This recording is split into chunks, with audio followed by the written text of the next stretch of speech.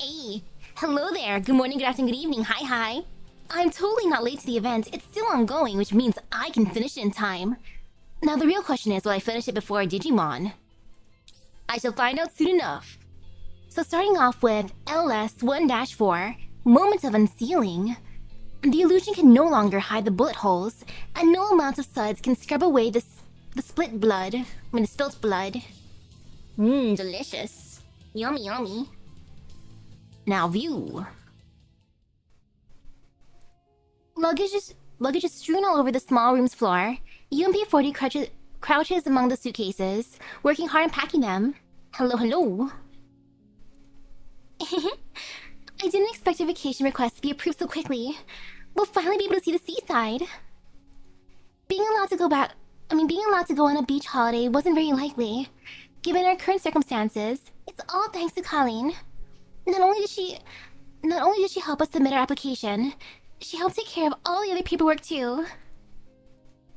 When we come back, we need to bring extra souvenirs and properly thank her. In that case, should we leave some extra space in our luggage? Let me see. We have clothes, power banks, game consoles, wetsuits, swimsuits, and sunglasses. What else do we need? Wait, game consoles? What game consoles do they have? UMP40 looks up. Her gaze settles on the table beside UMP45. I almost forgot the sunscreen. I know, right? Swimsuit. I've got it all planned out. After we hit the beach, I'm gonna find a beach chair, get my sunscreen on, and then tan for the whole day. Wait, isn't there a skin coming out that's basically a swimsuit for her? For Leva? Or was it someone else? 45? Make sure you help me apply it. Yeah. UMP45 replies with a quiet word. She picks up the bottle of sunscreen and heads over to UMP40. UMP40 reaches out to take it, but she senses that UMP45 is distracted. Biking suit. Close enough. What's wrong, 45? Are you feeling sad? No, I'm not. I just suddenly remembered that I forgot to pack a few pieces of clothing. UMP45 chuckles and then turns back to the cabin and opens the door, pretending to look for something. UMP40's hunch is right. She's definitely not feeling happy, but she can't articulate why. Her memories of the sea are indistinct. UMP45 can sense that those records contain bright and happy lights, but for some reason they seem out of place with the scene before her. I wonder, why do they need sunscreen? Or I know they need sunscreen because how else are you gonna have the moment of, like, excuse me, but I can't reach that spot on my back. Can you help me? And wait, that's skin gotcha. No! Boo! Well, that's sad for the biking suit. Where exactly is the problem? UMP45 reaches out and makes a show of searching the cabinet, but then her fingertips suddenly make contact with a cold object. Yeah, to avoid damaging their synthetic skin. UMP45 brings her fingers together and tightens her grip around the object. When she opens her hand, she sees a piece of cool metal lying in her palm. It's a dog tag. Its surface worn and covered in scrapes from bullets. Despite that, the name of it is still legible.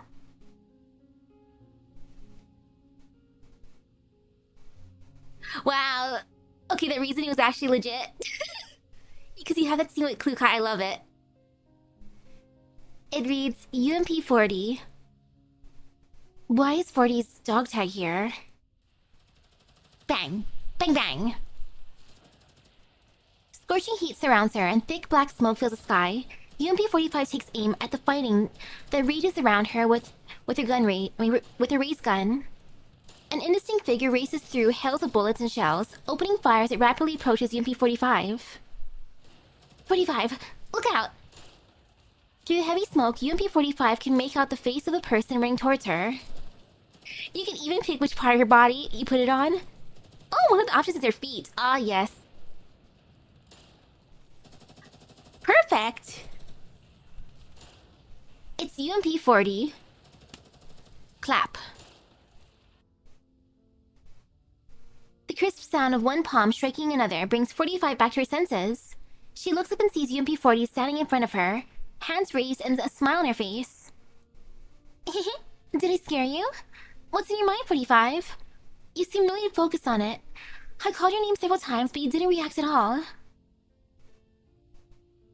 Like every time 45 got respawned after she get defeated, she'd actively have to rescar herself. Oof! 40? I was looking in the cabinet and found your... UMP-45 stopped speaking before she can finish her sentence. She looks at the chest of the doll before her. There's a dog tag there, shiny and chrome. The letters UMP-40 written on it, glitter under the ceiling lights. I'm sorry, 40, my neural cloud. It doesn't seem to have fully recovered yet. It keeps showing me weird records. Oh? Does it mean you remembered something just now? Ooh, because her new skin was unblemished. Oh? I just happened to recall a dangerous situation from our mission, but... things are different from how they are now. I don't think you made it out of that operation. UMP-45 surreptitiously hides a dog tag she's gripping in her hand behind her back as she recalls a scene in her neural cloud. Although in GFL1, Leva was always only ever used a single frame, because of her memories of 40 were tied to her deepest layer of her neural cloud that couldn't be transferred. Aww. And here I was wondering what was bothering you. Turns out it was just another bad dream. UMP-40 laughs and rubs UMP-45's head. Then she reaches down and hugs UMP-45, stroking her back like she's consoling a child. There, I'm here. The dangerous battle's over and everything is in the past. This place is Griffin and we're both safe. Right now, the only thing you need to think about is a seaside holiday with me. I've been looking forward to this vacation for so long. I always thought it was an impossible dream, but since it's come true, we need to make the most of it. Don't you think it'd be a waste of a precious vacation to keep thinking about the past? UMP-40's gentle words calm UMP-45's confused feelings once again. Yeah. UMP-45 nods and embraces a smiling, happy doll, even as she tightens her grip around the dog tag she's holding. UMP-40 can't see it, but UMP-45's gaze is lingering on the pockmarked dog tag. Enjoy the Delulu a little bit more. Imposter! When you rip off the mask, the cliff on which you stand crumbles too. Well... maybe not. Maybe no more Delulu? Oopsies, there's an imposter among us. Lena, over here. Coming. After dispatching a particularly persistent creepy robot behind her with a single shot, Lena catches up to UMP-40 and ducks into an alley. Having lost her target, the robots behind Lena look around aimlessly for a bit before vanishing back into the fog. As she watches the robots leave, Lena sticks her tongue out at them from her hiding place behind a fissure. Phew, those guys are really clingy. And there's that little girl. She was following us so closely that she actually slowed us down. Yeah, she's kind of a pain. No. Level's neural cloud is in danger. We can't let them do whatever they want to it. 40, let's go with the new battle plan. We'll start by capturing that girl. Oh, it's fine. It's impasta. Yum. That's what Bass and Springfield are in the stream. If she's the one holding Leva's prisoner, then capturing her might lead us right to Leva. That sounds tempting, but the girl's been running from us ever since we took down that big guy. How are you gonna make her show herself, Lena? Let's start by finding something that would attract her. Now, what do kids like? Say, what about that dog tag? UMP-40's eyes light up as she points to Lena's pocket. The girl wanted the dog tag just now, right? It's the perfect bait. Eh? But... Lena pats her pocket hesitantly. Well, the dog tag is really important to Leva. What if it gets stolen? I doubt that. I mean, the girl doesn't look too bright, and we've already encountered her many times already. All in all, I'm sure we can handle her 2 and 1. No can do. I don't want to gamble with Leva's safety. You've got a point, let me think. Hey, why don't we make a fake one? How easy is it to make a fake one? Saying so, UMP40 smiles and holds a hand out to Leva. To Lena. Would you mind lending it to me for a bit? Lena hesitates for a moment, and then she hands it to UMP40. UMP40 places it in her palm and covers it with her other hand. A moment later, a new dog tag appears in UMP40's other hand. A close examination reveals that even the scuff marks and the other signs of weathering are exactly the same as the real thing. Ah, they look totally identical. I can't tell them apart. It doesn't just look identical. I even simulated a signal similar to Leva's neural cloud. That girl will have a hard time telling that it's fake. Even if by its signal trace. Ooh, so which is the real one? Are you gonna swap it? Like, oh no, no. That's amazing! How can you simulate a signal that appears to be Leva's? You pick up a few things when you've been in Leva's neural space long enough. Here, you should hang on to the real one. After returning the dog tag to Lena, UMP40 turns and plants her hands on her waist before surveying her surroundings. Hopefully that is the real one. Now, to find a place for an ambush. With UMP40's help, the two of them locate a dilapidated hut. Ah, this is it. I remember there was a little shack here. The robots outside have all been cleared away, so the inside should be empty. Should be. Lena carefully opens the door. A ghost suddenly drops from above, and Lena backs up in fright. La, why is this place so spooky? This looks like a former haunted house in an amusement park. Don't be scared, it's been decommissioned after all. UMP40 picks up the paper ghost from the ground and chucks it aside. Then she drags Lena to the center of the haunted house. After looking around at the facilities inside the house, she nods in satisfaction. I want to go to a haunted house. This house has only one entrance and exit, and there are lots of obstacles for us to hide behind. It's perfect for an ambush. Let's put the fake tag here. UMP40 puts the fake dog tag on a round table, then moves behind a screen by the table and begins gesturing. I can hide here and emit a signal that's just like Leva's neural cloud data. When the girl is drawn to the tag, we'll jump out and scare her. I'll go camp outside then. I'll go camp outside the house then. I'll signal you when I spot the girl so we can coordinate our efforts more effectively. Alright, we'll definitely catch her now. That said, don't get too close to the house, Lena. It'll be bad if she discovered us. I'll be careful. Let's do it then. We're gonna capture her this time for sure. Not long afterwards, Lena suddenly hears noises from inside the haunted house. Huh? Is the girl here? But I didn't see anyone get close, and 40 didn't send me a signal either, did she? Lena opens a comm channel to 40 and verifies that the call logs are empty. The outside world is still as quiet as ever. Was I imagining things? Maybe I should wait a little longer. Lena carefully shifts towards the rundown house and hides behind a new piece of cover. However, the movements within the house soon grow impossible to ignore. Bang, bang, bang, kaboom! Are those gunshots? And was that the sound of a Goliath exploding? Lena quickly opens the comm channel. 40, what's the situation? The transmission goes through quickly. Lena, we must calculate it. This room had secret passage. The girl suddenly came out of it and ambushed me. What? After she ambushed me, she fled through the passage. I chased her and found left behind by Leva. She vented.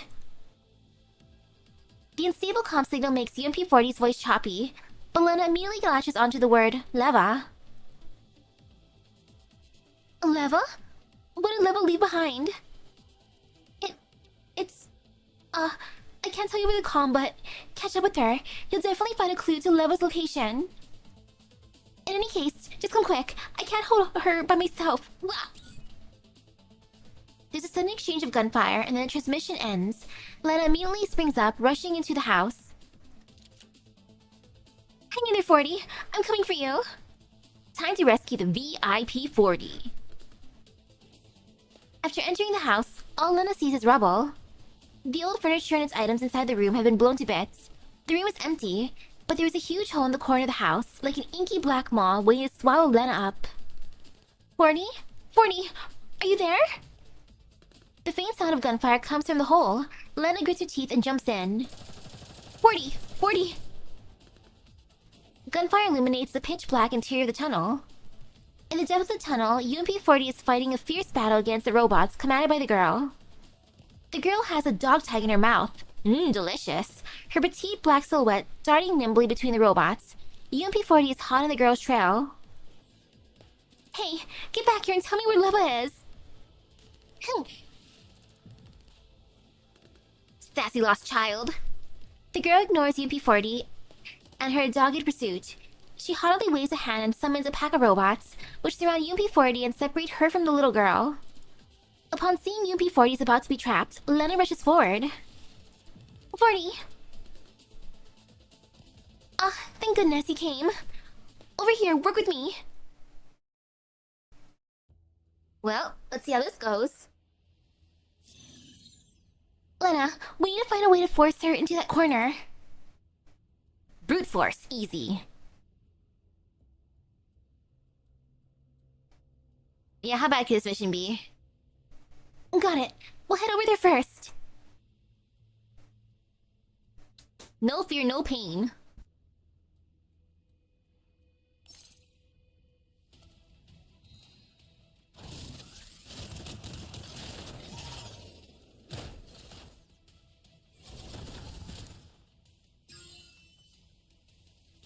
Sorry, Dad entered my room.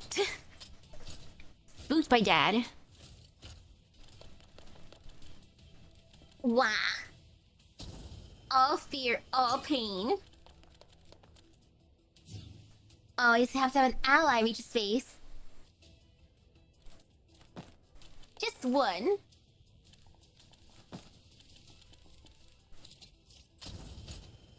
Be the one. Be the 1, be the 2, be the 3.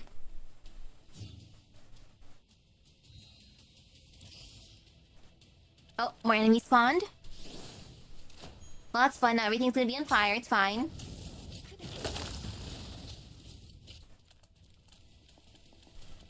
They're almost there. Oh, yep, one person got there. Perfect. Eee. The girl is forced into a corner by Lena and UMP-40's combined assault. With the girl right in front of her, Lena darts forward to grab her hand. However, the girl suddenly twists away like a snake. She slips away between Lena and UMP-40 and runs off as the robots cover her. I know, right? One with Cena really makes combat a breeze. So satisfying. Ah!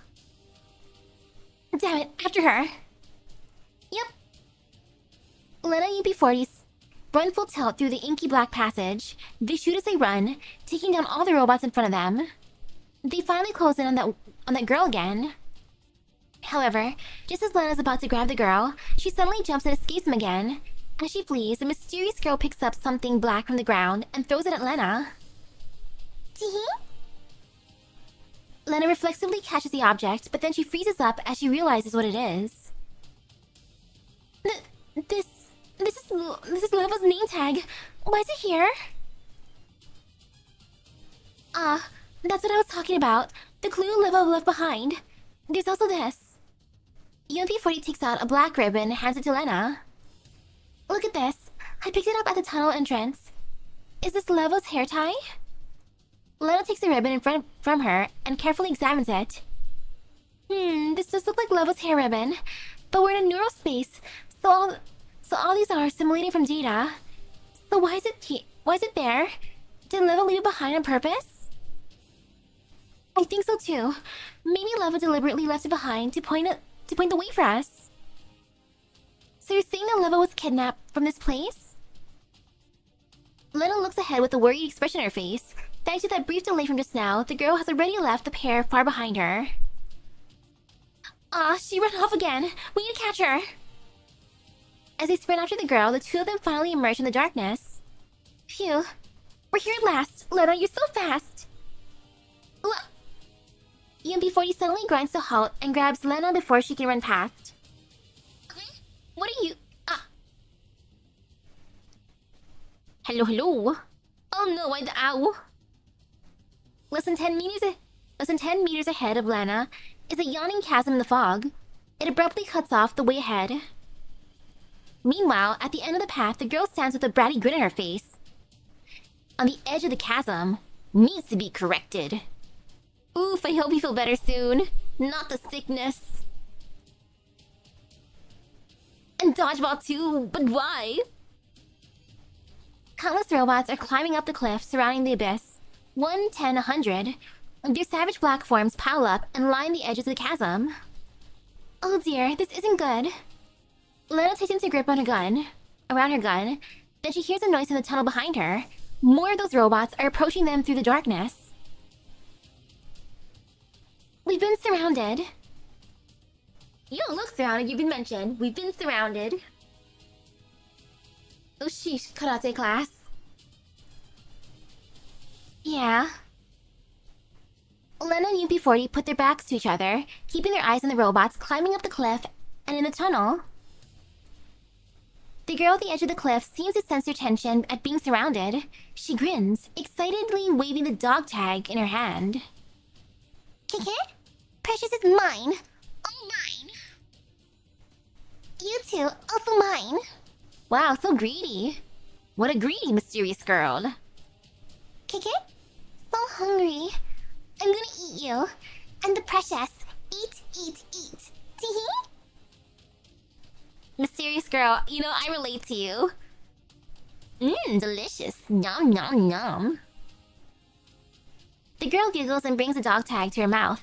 Her pink lips split open, turning her doll-like face into a ghastly maw that resembles a Venus flytrap. Her pearly white teeth are like jewels, gleaming in the flytrap's heart, chomping and gnashing and grinding. She takes bite after bite out of the dog tag, crushing into fragments. Ew! That's so gross. Yummy, munch, crunch, gobble. UMP40 and Lena watch in horror as the girl feasts. The girl completely devours the dog tag in moments. That Venus flytrap face returns to its doll-like form like a miracle. Holy crap, she's a total monster. How did a piece of redundant data evolve into something like that? You've got a point, but I suddenly realized that we probably shouldn't be worrying about that. UMP40 looks like she suddenly remembers something as she points a trembling finger at the girl. Almost as she does so, the girl who is digesting the dog tag suddenly flashes them a savage, angry scowl. It's a fake. Why did you trick me? Okay, good, she ate the fake one. Look out! Get clear! UMP40 quickly pulls Lena down. Where they roll across the ground, right as they hit the ground, Lena can feel a razor-edged data burst hit the ground in front of her. Oof. Oh, wonderful! They also have a very wonderful 100% success rate when it comes to making totally good decisions. Perfect! By the time she stumbles to her feet, Lena sees that several deep cuts are crisscrossing her and UMP40's former location. They look like they were made by a knife. What's going on? Is it me or has she gotten stronger? There's no way. The dog tag was a fake. Or did she grow stronger after taking insufficient data? Blah! Before UMP40 can finish, the girl waves her hand again and launches another attack. I'll eat you all. Every last bit, you baddies. Stop staring at her and run. Lena grabs UMP40 and prepares to flee, but there are robots everywhere. They have nowhere to go. We're totally surrounded. What should we do? Should we try to force our way through? Teehee? There's no escape. I can smell it, the scent of food. I'm gonna eat you up in one gulp. Nom nom. Oh yes, the most vicious. Nom nom. Yummy. The The girl seems to have realized how helpless they are and begins acting more and more aggressively. Lena's hand tightens around her gun as she stares at the jubilant girl down, and then she surveys her surroundings. Suddenly, UMP-40 speaks up behind her. Lena, I think I have an idea. Look over there. UMP-40 points at the entrance to the tunnel. There's a bumper car among the robots. It looks like it's been abandoned there. I can get that car to move. Can you help me get rid of the enemies in the way? Lena seems to immediately understand UMP-40's plan and she nods. Alright, do it now. As she says that, UMP-40 breaks into a sprint towards the bumper car. Lena opens fire at the same time, dispersing the robots in her way. The bullets clear a small path through the robot horde. UMP-40 jumps and lands inside the car. Immediately after that, its headlights flare to life in the darkness. The car traces a serpentine path through the horde as it swerves past Lena's side. Several robots are sent flying while others get pinned against the front of the bumper car. One by one, the densely packed crowd of robots are forced toward the edge of the cliff. The bumper car pushes the robots along towards the cliff. The robots instinctively surround it and pile on. 40, look out! Lena opens fire on the bumper car, trying to drive off the enveloping robots. However, UMP-40 doesn't seem to be bothered by their presence. She hits the gas and drives the entire horde further forward, towards the cliff's edge. Pushing by the bumper car, the throng of robots topples like dominoes, falling over the cliff one after the other. Even the girl who's commanding them visibly panics and tries to avoid UMP-40 by going to the cliff's edge. 3. Amidst a shriek of brakes, the bumper car finally comes to a halt at the edge of the cliff. UMP-40 jumps off and barely manages to avoid being surrounded by the robots. 40! Lena rushes forward while spraying fire. UMP-40 executes a tactical rollout of the horde, tossing off a grenade as she breaks into a sprint. Kaboom! The little red vehicle explodes in a fireball. The shockwave from the vehicle sends the countless robots flying. Some of them are hanging onto the bumper car. Others are standing on the edge of the cliff, but all of them go tumbling into the abyss in the blast. The enemy formation has been destroyed in the blink of an eye. The girl stands on the cliff's edge, a feral scowl on her face as she glares at Lena and UMP-40. She gives UMP-40 a very meaningful look. I hate you. Hate you, hate you, hate you, hate you, hate you. Hate family. Hate outsiders. Hate all of you. I'll be back to eat you too. Freaking kid. Saying so, the girl turns and jumps off the cliff. Bye. Wait. Lena runs up after her, but before she can reach the cliff, the girl has already vanished without a trace, leaving only a fathomless black void behind. She got away again. Well, at least he managed to escape, plus he got rid of that big pile of robots too. Did we really get rid of them? Where does this abyss lead to? Lena looks down to the nigh infinite darkness. UMP-40 stands beside Lena and gazes into the abyss with her. If you stare into the abyss will stare back. My guess is that this cliff is like those fissures we encountered along the way. They're all formed from the instability of Leva's neurocloud. Perhaps it's from level 3 down there. Maybe it's the data recycling area. Or maybe it's just an unknown interstice in Leva's neural space. But the only way we can know for sure is if we dive in. In other words, we have no way of knowing where that girl's fled to, right? Yep, and just jumping down there would be too rash. What if there's an ambush waiting for us? But trust me, Lena. This is just a temporary retreat. We'll have another chance at this. UMP-40 gently pats Lena's shoulder. Lena doesn't say anything, just lowers her head and gently caresses the name tag and hair ribbon in her hand. Feeling down? UMP-40 reaches out a finger and pokes Lena's cheek. However, Lena continues frowning. Aw, come on, don't be sad. UMP-40 seems to sense Lena's dejection and moves in again to console Lena. Say, I think I know how to undo the decryption on the dog tag. And it's all thanks to you, Lena. I suddenly had an idea just now. Really?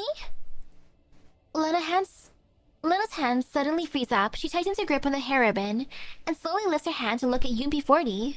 Her head to look at UMP40. You just thought of it? You know how to break the encryption? UMP40 nods vigorously. A bright smile spreads across her face. Like, oh, you just thought. You just realized, you just braining. Hello. How's the event progress? I think decent, hopefully. If not, oops, teehee, sorry Gunther. Yep, give it to me and I'll decrypt it. Who knows? The secret to saving Leva might be in there. The secret to saving Leva is in the dog tag? Lena suddenly stiffens up, scenes are playing out in her neurocloud, telling her just how strange all this is. It's very sus. It's very sus sounding. I don't blame her. Oh? I don't think we have to be in such a hurry. You're in a hurry to decrypt the dog tag because you're looking for clues about Leva, but you don't even know if it contains anything we can use. If Leva encrypted the dog tag, then the info might not necessarily help us find her. Also, the girl can't even speak in complete sentences, so I don't think she's capable of doing it. With that in mind, the dog tag might not actually contain useful information, so rather than waste time on decrypting the dog tag, clearing the redundant data would be a more meaningful use of our time. In fact, not being able to decrypt the dog tag because of interference from all the redundant data, I'm willing to bet like that. Who knows? Once you clear all of it, the comms problem might clear up by itself, and maybe the dog tag's encryption will fade away. After thinking back on all that, Lena suddenly tightens her grip on the hair ribbon she's holding. Like UMP40 said, the hair ribbon is made of data. It's a clue that Leva left behind to guide her. Lena's been repeatedly checking both the name tag and the ribbon in order to find anything which would help her out. If they really are clues left behind by Leva, then do they hold a secret to decrypting the dog tag? Lena reflexively feels for the piece of metal in her pocket, upon which another code object makes contact with her fingers. Ah yes, before those two, there was also the bullet that Leva left behind. Lena instinctively squeezes the bullet. She proceeds to compare the data between the hair ribbon, the bullet, and that of the dog tag. However, the further the analysis progresses, the deeper Lena's frown grows. What's wrong? You look really pale, Lena. Are you not feeling well?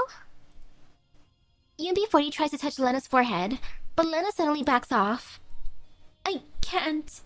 40, I can't give you the dog tag. Lena shakes her head. If Leva truly encrypted the records inside the dog tag, then this must have been very precious, and Leva would have cherished it dearly. That's why I'm going to help Leva protect it. That's my duty as your little sister. Huh? What's gotten into you, Lena? Is this some kind of new joke? I don't really get it. I'm asking for it because the information on it is really important. That way we can decipher the data on it ASAP. Are you mad because I kept you from chasing that girl just now? If so, I apologize. No, that's not it. Lena shakes her head again and stares at UMP40. Her expression turns grim. 40? Tell me something. Is Leva really being held prisoner by that girl? Huh? Why are you asking that all of a sudden? Of course she is. I saw it myself. But the girl didn't even know how to tell the fake dog tag apart from the real one. So how could she possibly hold Leva prisoner if she isn't at least that smart? But I definitely saw her. 40? Are you sure that was Leva you saw? If Leva dropped her belongings in that passage, does it mean that Leva's being held by the girl? Neither this cliff nor the passage shows any sign of Leva fighting anyone here. Unless... Huh? You've got a point, Lena. Did I remember things wrongly? After all, Leva's neural cloud is very unstable right now. Maybe they passed through here in the past, but there was no cliff, so they went by another route. Honestly, why are you letting your imagination run away with you, Lena? Just give me the dog tag. There's no time to waste. UMP40 approaches Lena with a smile on her face, trying to ruffle Lena's hair. However, Lena reflexively avoids her. Good job, Lena. UMP40 freezes up and then pulls her hand back before smiling bitterly. What's the matter with you, Lena? You're acting weird. Don't you get it, 40? These singular bullets solve more problems than Ogas can cause on a per compute basis. Always carry spare rounds. Perfect. Lena slowly takes a step back, looking toward UMP-40. There's a look of sadness and confusion on her face that's impossible to put into words. You said the data inside the dog tag wasn't important earlier, but now you're saying it contains vital information. I don't understand. Why are you doing this, 40? You're supposed to be the person Leva trusts most, right? That's what I thought, and that's why I envied you. So why did you betray that trust? Lena, what on earth are you talking about right now? Do I have to show you what I mean? Lena smiles bitterly and holds up the hair ribbon. I thought it was weird, so I checked this ribbon closely. And as it turns out, the data structure of this hair ribbon is very similar to that fake tag. Also, the data structure is very much like the encryption logic on the dog tag. However, the encoding method is completely different from the bullet we first picked up. UMP-40 scratches her head in confusion. I'm sorry, Lena. I don't understand. Stop playing dumb, 40. You knew, didn't you? You knew the bullet we first found contained records from Leva's neural cloud. It definitely belonged to Leva. You then said that the hair ribbon was left behind by Leva, but the hair ribbons and bullets' data structures are completely different. Also, you said the dog tag's encryption was due to interference by the redundant data, but the ribbon's data structure and the dog tag's encryption were both identical to the fake one you made. Are all these really just coincidences, 40? Lena's brow furrows as she looks at UMP-40, but UMP-40 merely rubs her forehead. Oh, Lena, are you suspicious of me? Do you suspect that I was the one who kidnapped Leva and did everything we encountered on the way here? You're making me out to be one heck of a villain, you know? I might have lived here in her neurospace all this time, but I'm not that incredible, you know? Isn't it possible that this is just a structural abnormality caused by the damage to Leva's neural cloud? Really? I doubt it. Lena slowly clenches her fist. Whoever the robot's always avoiding you on the way here. The girl seemed familiar with how we fought. She managed to escape us when we flanked her in the tunnel. Then on the cliff, you used the bumper car to knock the robots away, but the girl was knocked further away from me than before, which led to her escaping in the end. Also, this area before the tunnel was just a pile of rubble beforehand, but then you suddenly discovered a bumper car there. Isn't that very strange? That's because I know Leva's neural cloud well. Is it? Since you know Leva's neural cloud so well, how did you not know there was a secret tunnel underneath the haunted house? Huh? Eh? You were the one who pointed out the haunted house for the ambush, weren't you, 40? Yet you didn't know there was a tunnel in there. Was it really an accident? Or were you keeping it hidden?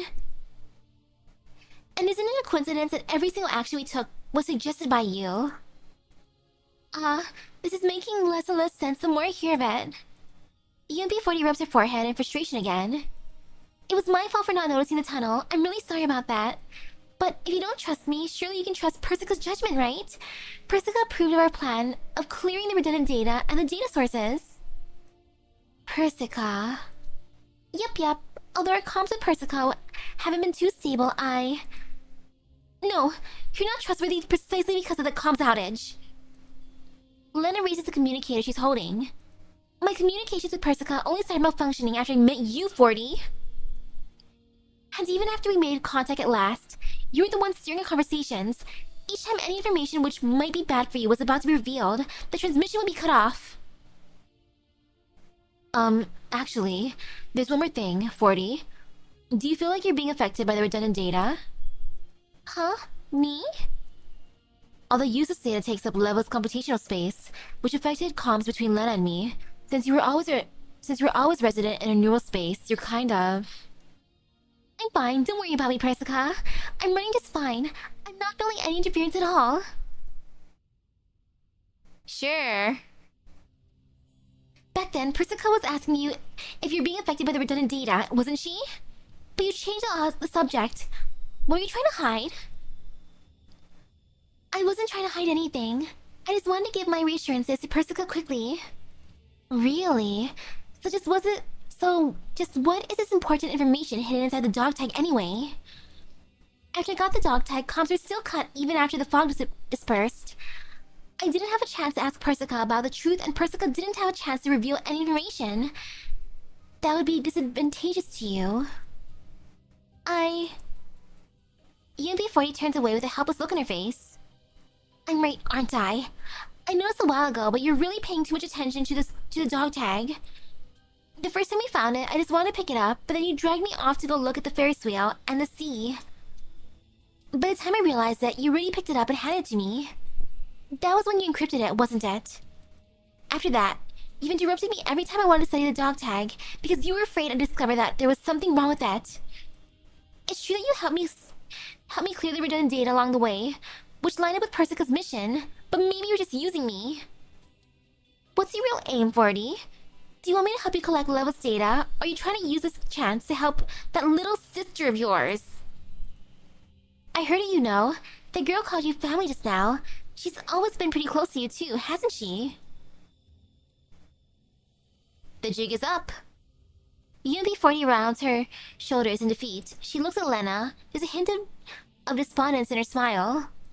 So you don't trust me at all, huh, Lena? After everything we went through together on the way here, I thought we were friends. Looking at 40's dejected smile, Lena hesitates for a moment. All the events that occurred along the way here flashed past her eyes again. She remembers UMP40's bright smile when she was consoling her, and the dust covering UMP40 after that explosion. Even now, the scars from those battles remain on UMP40. But if all that was just a ploy to win her trust, if there is the slightest chance that it could end up hurting Leva... I'm sorry, 40. Lena looks UMP40 in the eye, her gaze firm. I feel very, very bad about having to tell you like this, but for Leva's sake, I cannot trust you.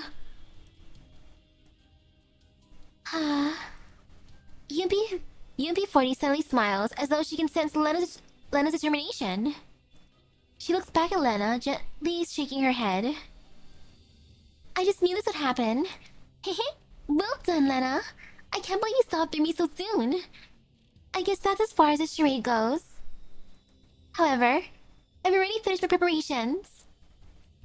A sudden gentle wind blows from the cliffside. UMP40 grins wickedly, and then she claps her hands. Uh-oh. Kaboom! The moment her hands come together, the Goliaths, hidden by the edge of the cliff, explode. A chain of explosions thunders towards Lena, ultimately sending her flying. Erg! Lena hits the ground hard and rolls several more times along the ground. It takes all of her strength to keep herself from falling off the side of the cliff. However, the after effects of the blast hit her immediately. The world spins, making Lena unable to think. Although she tries her hardest to keep her eyes open. To open her eyes, she can't see anything clearly. Groans. I'm sorry, did that hurt? After all, this attack was specially designed to target your neural cloud data. Unlike those machines, I managed to gain a complete understanding of your data thanks to our time together, Lena. Lena senses someone approaching her with light footsteps through the dust and smoke which obscure everything. A shadowy figure looks down at her immobile body, then it bends down and takes a glittering object out of her pocket. Hehe, I'll be taking Leva's beloved dog tag then. No, give it back. Lena tries her best to grab her, but 40 effortlessly avoids Lena's grasp. Nope. This is mine now. Why? Lena's hoarse words make 40 pause for a few moments. Looking back down at Lena, she smiles thinly. Do you really want to know, Lena? Alright then, I'll satisfy your curiosity. The figure tosses the dog tag into the air. There's a flash of light, and then the murky records from before play out clearly before Lena's eyes. However, I must remind you that the simulated UMP40 you insist on extracting was essentially created by the parapluvivirus. While the simulated persona has shown no signs of trying to take over its host, based on UMP40's personality, no one can guarantee that it won't in the future. Are you sure you want to keep her? It's not the real 40, you know. I know it isn't the real 40, but I still want to keep it anyway. Actually, the secondary processing core you want doesn't have to be a simulated persona assigned to it. Doesn't have to have a simulated persona assigned to it. Hello, hello. You can completely delete the persona, which would not only remove the potential risks of the parapluie-virus, but it would also simplify maintenance going forward. Man, I want Persica's coffee. I want the sweet coffee. Also, if you keep it, you have to face the risk of the parapluie-virus outbreak someday. 45. Have you really thought this through? I know what I'm doing. This is the last thing 40 left to me. Even if it means having to live with the virus, I don't want to give up on it. How determined? Alright then. I'll do what you said. EMP-45 nods. Persica looks at the monitor and begins typing at high speed. EMP-45 falls silent for a moment, and then she suddenly speaks. Persica, can you keep this a secret from the others? It's not often that you ask me for a favor, so don't worry. I'll keep this a secret. Erg. Lena feels dizzy after seeing all that. How could this happen? Wasn't the parapluie virus? Even if this EMP-40 was a simulated persona created from the parapluie virus, why? It's been so long since Operation Butterfly, since Sanguis Fairy joined Griffin, since anyone considered the parapluie virus a threat. So why now? Huh? Oh, what will I do with you? Don't you get it? EMP-40 looks at the doll at her feet. She shakes her head in resignation, then snaps her fingers. In the next moment, the long silent communicator suddenly vibrates. Persica's worried voice echoes through the cliffside wind. Lena, are you there? Come in, Lena. I'm picking up abnormal data fluctuations in Leva's neural cloud. Well, I don't know why, it seems the rewrite subroutine for the parapluie virus was activated by accident. Also, I finished my data analysis. I recognize the kid's data. She's a brand new virtual persona generated by the virus, just like the simulated 40. Lena, the parapluie virus instinctively consumes and overwrites its host programming. You need to get away from the simulated UB40 ASAP. Got that, Lena? Another finger snap suddenly cuts Persica's words off. EMP-40 smiles, then bends down and flicks Lena's head. Do you get it now, Lena? There's no reason why I did all this. I did it because this is my mission and instinct as the creation of the parapluie virus. The girl and I used to be the same. We're both children of parapluie. It's just that I was affected by the neural records relating to UMB40, and over time, I forgot my instincts. Great. But thanks to the attack from that mysterious doll, Leva's neural cloud was damaged, and I finally remembered everything. Yeah, see the Lena VIP. Aw, man. I need to thank you, Lena. Thanks to you, I could rejoin my real sister and gather the redundant data in Leva's neural cloud. Oh yes, he even delivered us this precious little keepsake. This is one of the keys to rewriting Leva's neural cloud. With it, we'll be able to truly seize control of Leva. How could you do this? Aw, are you mad? It's Leva's fault for being a sentimental dork.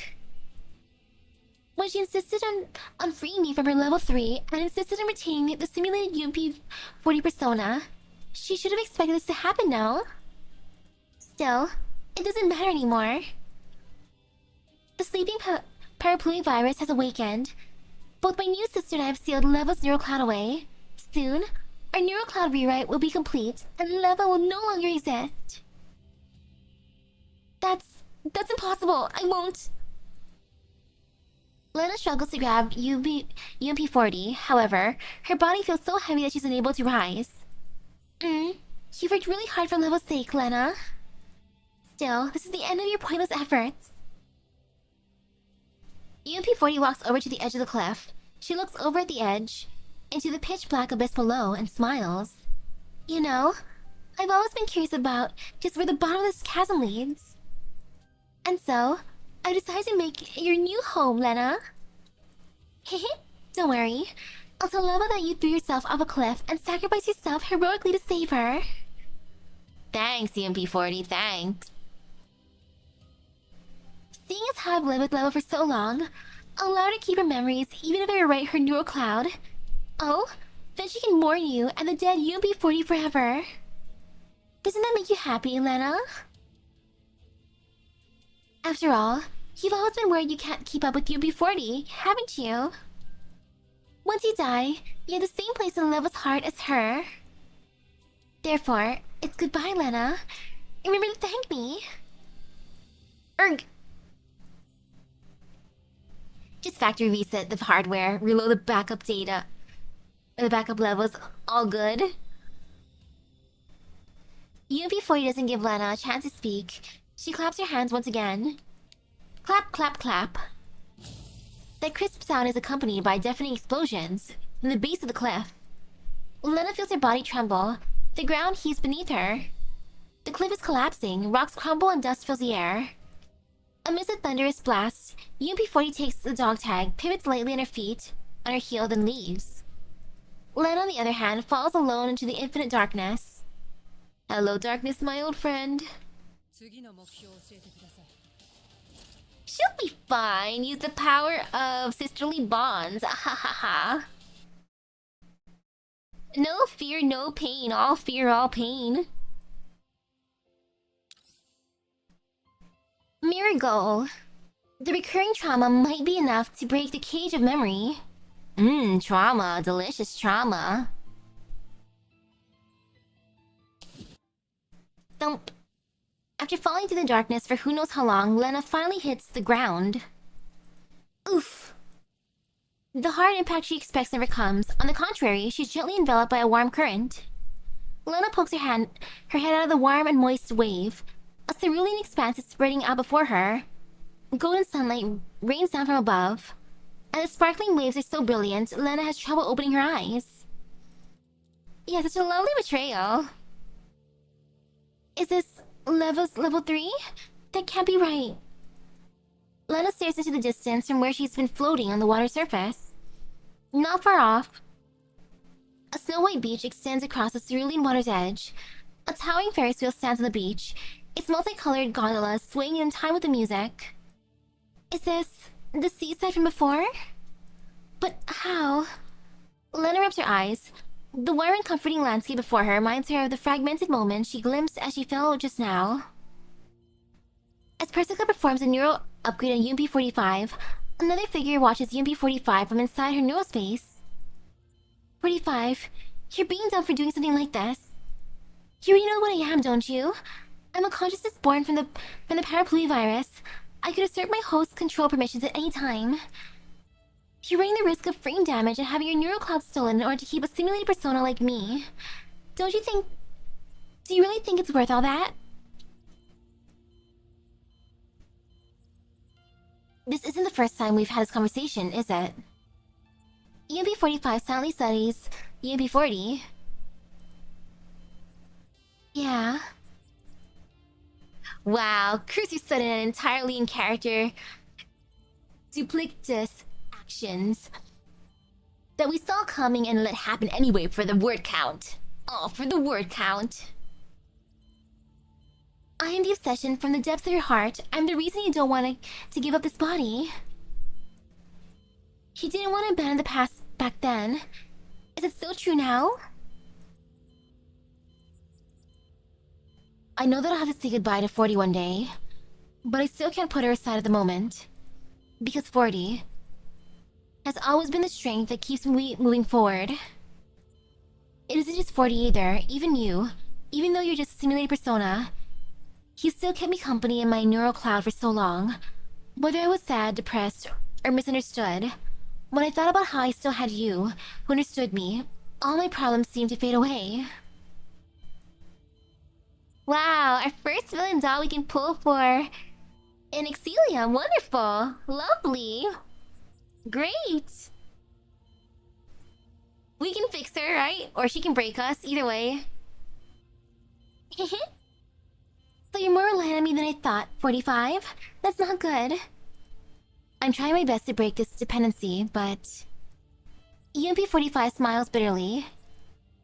You know it's not that easy. Yeah, I do. UMP-40 smiles as she hugs UMP-45, patting her back gently. It's okay. If you need me, I can keep you company for a while longer. I'll keep the parapluie virus in your neural cloud under control. Come with me. So just relax and leave it to me, 45. As long as I'm around, you'll never be alone. And you'll never be hurt. Do you get it now, Lena? There's no reason why I did all this. I did it because it's my mission and instinct as a creation of the parapluie virus. Aw, are you mad? It's Leva's fault for being a sentimental dork. When she insisted on freeing me from her level 3 and insisted on retaining the simulated UMP40 persona, she should have expected this to happen, no? Lena slowly swims to the shore as the waves lap around her. Various scenes from her neural cloud flicker before her eyes, keeping Lena from seeing UMP40 clearly. Which of these is the real 40? Cries, didn't you say that you're going to keep the parapluie virus in check? Why did you do that to Leva? Sniff. So what were all these years even for? Sniffle. You do wonder when this particular scene took place? The skin makes it seem like it was pre-upgrade, but timeline-wise, you think it should be after? As Lena thinks back on the year she spent with UMP40, she covers her eyes and big teardrops roll down her cheeks. Even though they've been fighting side by side until just now, even though they've met each other in Leva's neural cloud many times, but now all these moments are shattered, like the waves crashing against the shore. Boo-hoo! The sudden sound of an incoming transmission interrupts Lena's tears. Lena, do you read me? Sniff. Persica? Tisk, finally. Persica? Cries. 40 tricked Leva. She and that parapluie girl ganged up to seal off Leva, and they double-teamed me. Bleh! What should I do? She took Leva's dog tag too. Lena sobs as she explains the situation to Persica. After hearing Lena's tearful narrative, Persica sighs quietly. I'm sorry, Lena. The development of the parapluie virus in Leva's neural cloud and the change in 40 were beyond my expectations. Sniff. It's all my fault. Does it mean Leva's going to be rewritten now? What should I do?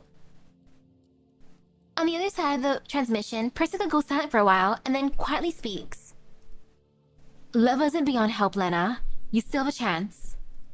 I still have a chance? Of course, I told you before, the most effective way to deal with Leva's neural cloud issues is to reset her Olga system and eliminate UMP40's data. Earlier, I'd ruled out that idea because I thought Leva wouldn't agree to delete 40, and 40 didn't pose a direct threat to her anyway. However, now that 40 has been infected by the parapluie virus, it'd be better for Leva to just delete her data. But... Lena reflexively interrupts Persica. What? Are you still worried that Leva won't agree? Yeah, Leva doesn't know what happened to 40, so we just delete the data and leave and have Leva forget 40. Won't we be doing the same thing as a weird doll? It's been so many years, but Leva's refused to give up on 40. Even if we have to delete 40 for Leva's good, we have to at least tell Leva the reason for it. And besides, for some reason Lena remembers the sparkling, sunlit sea from before. The nameless warmth and 40's brilliant smile make Lena want to approach her again and get an answer from her. I want to ask 40 why she betrayed Leva. I don't believe she betrayed a friend of so many years just because of the parapluie virus. I need to find and figure all this out. Even if the answer is a cruel one, I need to tell to Leva. There's gotta be another way, right, Persica? Do I still have a chance of finding 40 now? I know it might be hard, but since I promised to protect her what Leva cherished, I can't just give up now. Persica can feel Lena's determination and nods. Indeed, there's another way. According to what you said, 43 off a cliff. However, you didn't end up in an unknown space, but landed in the sea instead. Is it right? Yes. I don't know why, though. Could the neural space's instability have messed with 40's plans? Perhaps 40 really did want to kill you off, but you escaped by some stroke of luck. In that case, you should have a... Oops, I clicked. You should have a chance to find them. Persica's fingers fly over her keyboard as she says this. After that, the emitter Lena was carrying begins to glow. Huh? What's this? There's another button on it? Curious, Lena pushes the glowing button. A laser beam shoots forth. Ooh, we get to follow a path. I like that kind of thing. A laser beam shoots forth, hanging in the air and pointing toward a certain direction. Lena should go hang out with Sangus Fairy at this rate. She'd fit in. I upgraded for you. The program now has a command to track 40's neural cloud data. When you push the button, the beam will point in her direction. That way, you'll be able to find her. Oh yes, one more thing. A ray of blue light suddenly sweeps over Lena's body. I fixed the data that got damaged during your previous battles. Wow, I feel so warm and toasty. My neural cloud's much more comfy now. Thank you, Persica. Yep, go on then. From what I can see of Leva's neural cloud data, the rewrite isn't complete yet. You should be able to make it if you hurry over now. If there really is a way to save Leva, it's all up to you. Understood. Lena wipes away the lingering tears on her face and nods earnestly. Relax and leave it to me. I will never ever allow Leva to be rewritten. Makes the same kind of actively destructive choices for the same utter lack of reason. Pants heavily. Lena runs through the neural space, following the emitter's beam. However, the landscape gets more barren the further she flies. It's as though Leva's neural space is being degraded by the fluctuations from the redundant data. Finally, Lena finds herself in a patch of open wilderness. The only thing here is a lonely little cabin. Is this it? The beam pointed this way and there's nowhere else around here. Lena runs towards the cabin. However, before she can reach it, Lena sees herself reflected on the cabin's outer wall. What? It's like a mirror. Kind of scary. Why are mirrors so scary to people? As Lena approaches the cabin, it becomes clearer and clearer. The outer wall of the cabin seems to be made of mirrors. That flat, shiny surface reflects the open wilderness and the solitary figure of Lena. In the wilderness beyond the cabin, countless fragments of data whirl in the air like a storm, rising slowly into the sky. They form a twisted black vortex that covers the sky. That sight alone makes Lena slow down. Could this be the last data source? Creak! The door to the mirror cabin suddenly opens, as though in response to Lena's voice, UMP-40 leans by the door, a smile of approval on her face. 40! Upon seeing UMP-40, Lena rushes over to her, stopping just outside the cabin. 40? What have you done? Why did you steal Leva away? Why did you lie to us? Huh, what a surprise. This is the most secret place in Leva's neural cloud. But you found it so soon. Looks like Persica's little toy was pretty handy. Stop cheating the subject and answer me. Lena, you sound so mad. Answer me. Why did you do it? Why did you tell Leva that you could control the parapluie virus? Ho-ho, Lena. Aren't you getting something wrong? Why would I want to control the virus? I am the virus. Taking over Leva's neural cloud is my real mission, isn't it? Why, you... UMP-40's smile was utterly alien to Lena. She tightens her grip around her gun and glances warily at UMP-40 while inspecting her own reflection in the mirror. What is this place? Is Leva in there? And where's the girl? Where's the girl? UMP-40 simply steps aside and makes a beckoning gesture. Please come in. Weren't you interested in how 45 parted ways with 40? Isn't that experience the reason why you always felt like you could never take 40's place? Or place? No, I didn't. Ho-ho! Don't lie to me, Lena. I can read you like an open book. I can tell you're really bothered by the real 40. Still, it's alright because you really care about Leva. Therefore, I don't mind giving you this chance. Now then, just walk through this door and you'll learn about the time. Leva might be about to vanish, but I don't mind showing you that cruel truth in person before Leva's totally gone. I'm sure you must be dying to know just what Leva did to your most precious UMP-40 during Operation Butterfly, right? Cut the crap! Leva would never do anything like that! Lena raises her gun. Ah, looks like you really are clueless. Looks like Leva hit it all really well. Still, what a shame. UMP40 strokes the door frame and smiles regretfully. Rewriting Leva's neurocloud means these memories won't be preserved. He'll never know about this part of her past. Ho-ho? Do you really not want to know, Lena? This is the most important experience in Leva's neurocloud. The memories of the events that changed her forever. Saying so, UMP40 steps inside. She looks at Lena and beckons her to their entrance once again. Won't you come in? The truth of Operation Butterfly lies within. I wanna go. Let's go. And with that, UMP40 turns and walks into the depths of the cabin. Lena hesitates for a moment as she stares at UMP40's back. In the end, she grits her teeth and follows her in, gripping her gun tightly. And now we fight? Almost. Fire. There's fire everywhere. The high walls around her crack and collapse. Doll corpses are stacked into piles. Lena sees this tragic, hellish sight in the mirrored wall before her. What's all this? Why is this happening? As she walks through these awful scenes, UMP40 turns around and almost playfully and gives Lena a mournful look.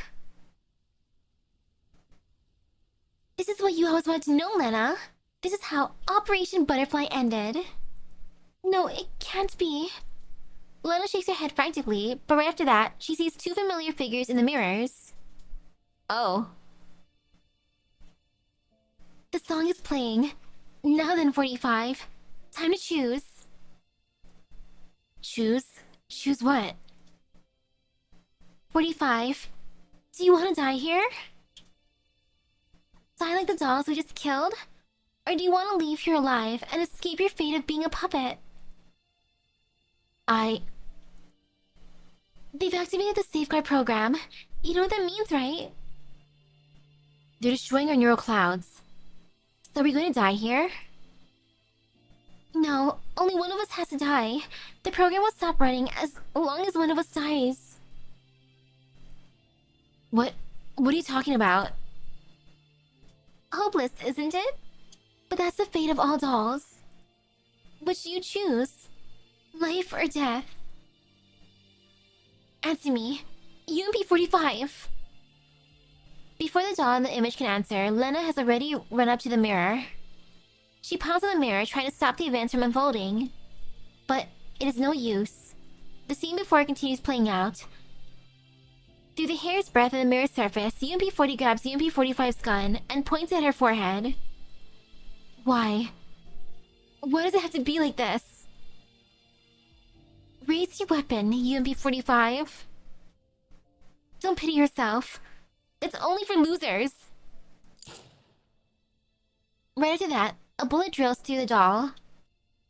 No! Lena throws herself at the mirror with a wail. However, UMP40 has already collapsed the bullet hole in her head. Broken, UMP45 throws down her gun and collapses to her knees in front of UMP40, clutching her head. Lena covers her mouth in disbelief. She trembles as she sinks to her knees as well, looking at UMP40 with pleading eyes. 40 did all this. Is this really true?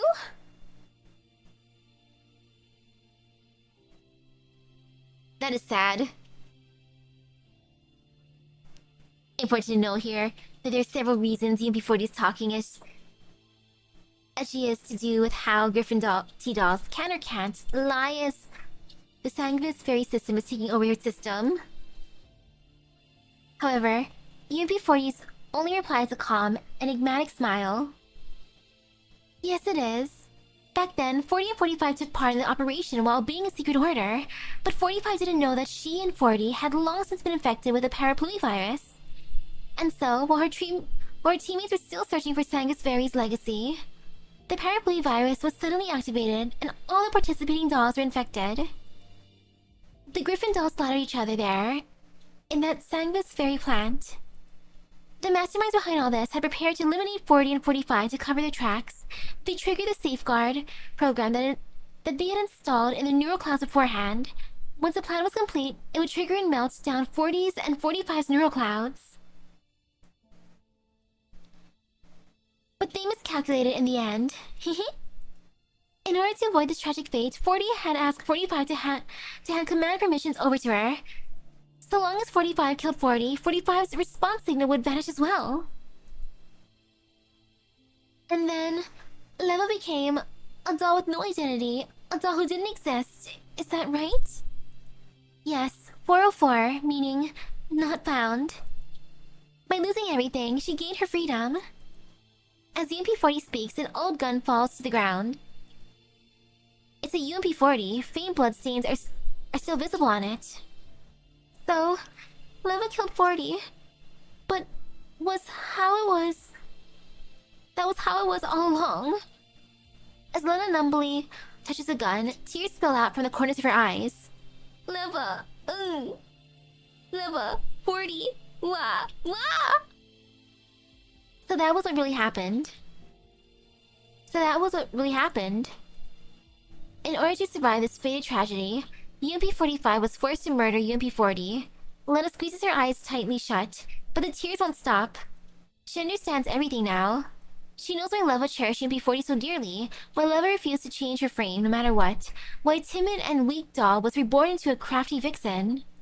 Since UMP-40 gave her life for Leva, it's only natural that nobody could take UMP-40's place in her heart. Lena tries her best to wipe her tears away, but the scene in the mirror is playing out again. Raise your weapon, UMP-45. Don't pity yourself, that's only for losers. Stop it, stop showing me this!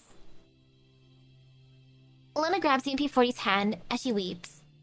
I get it all now, so stop replaying it, please. I beg you, 40! I'm sorry, Lena, but I can't. UMP-40 reaches out and pats Lena's head in an apologetic way. That's because I'm not the one showing you anything. Everything you see here, all the cruel images that keep repeating over and over and over, all of them are just the reality that made the Leva of today.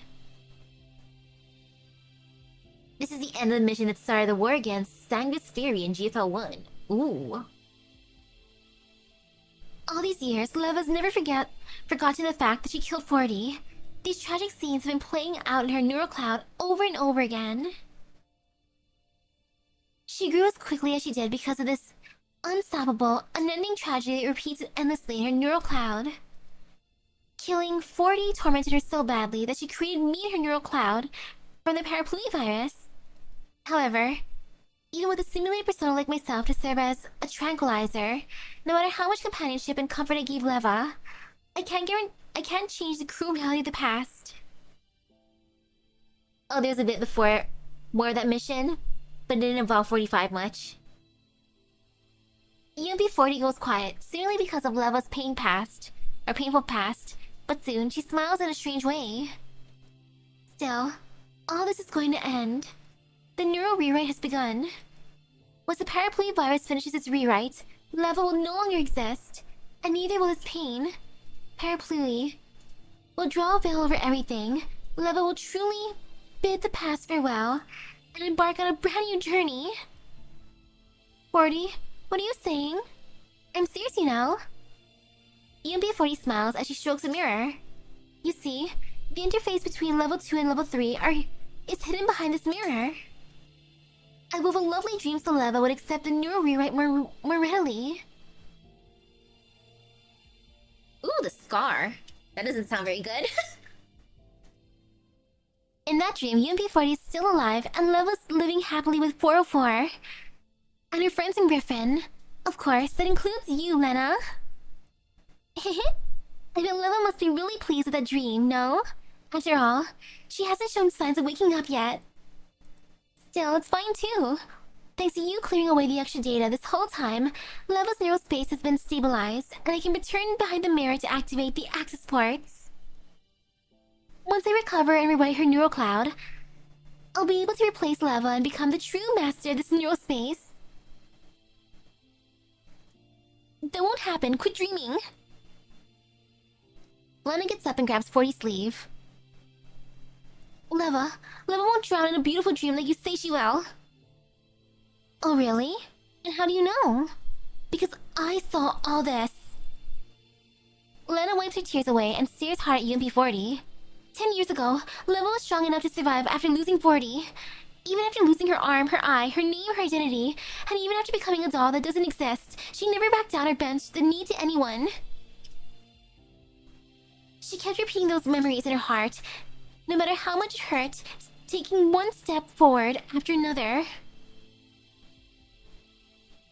That was why Leva could grow so fast.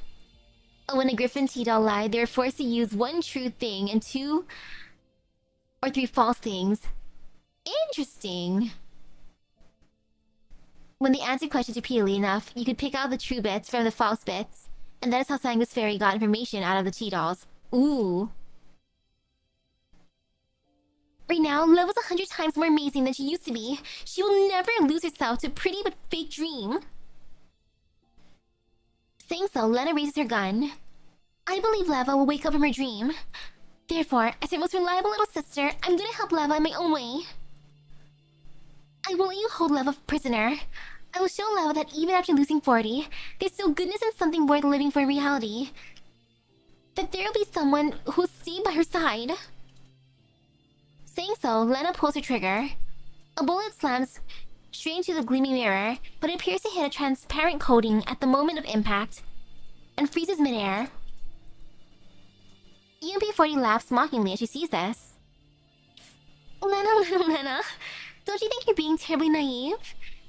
Did you think I let such a precious mirror go unprotected? Alright then, I'll take on the role of big sister for once. As she says this, UMP-40 picks up the old gun on the ground. Bang, bang, bang. Bullets pepper the ground around Lena's feet.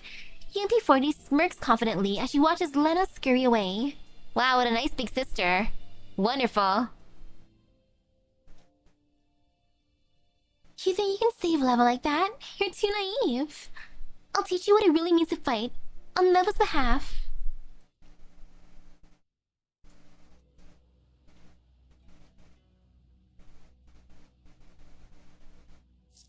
Hehe. It looks much cuter in a new outfit. I agree. New outfit for the win. Oh, look at the little chick.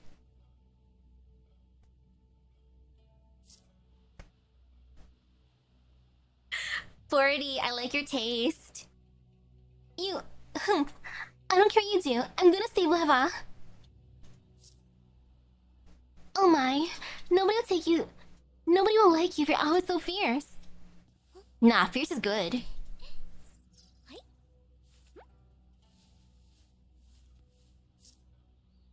Time to give you a free lesson, Lena.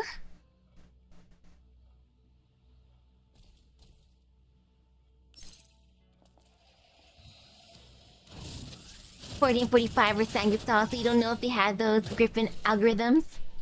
Plus, this 40 is an August. August consciousness follow their own rules.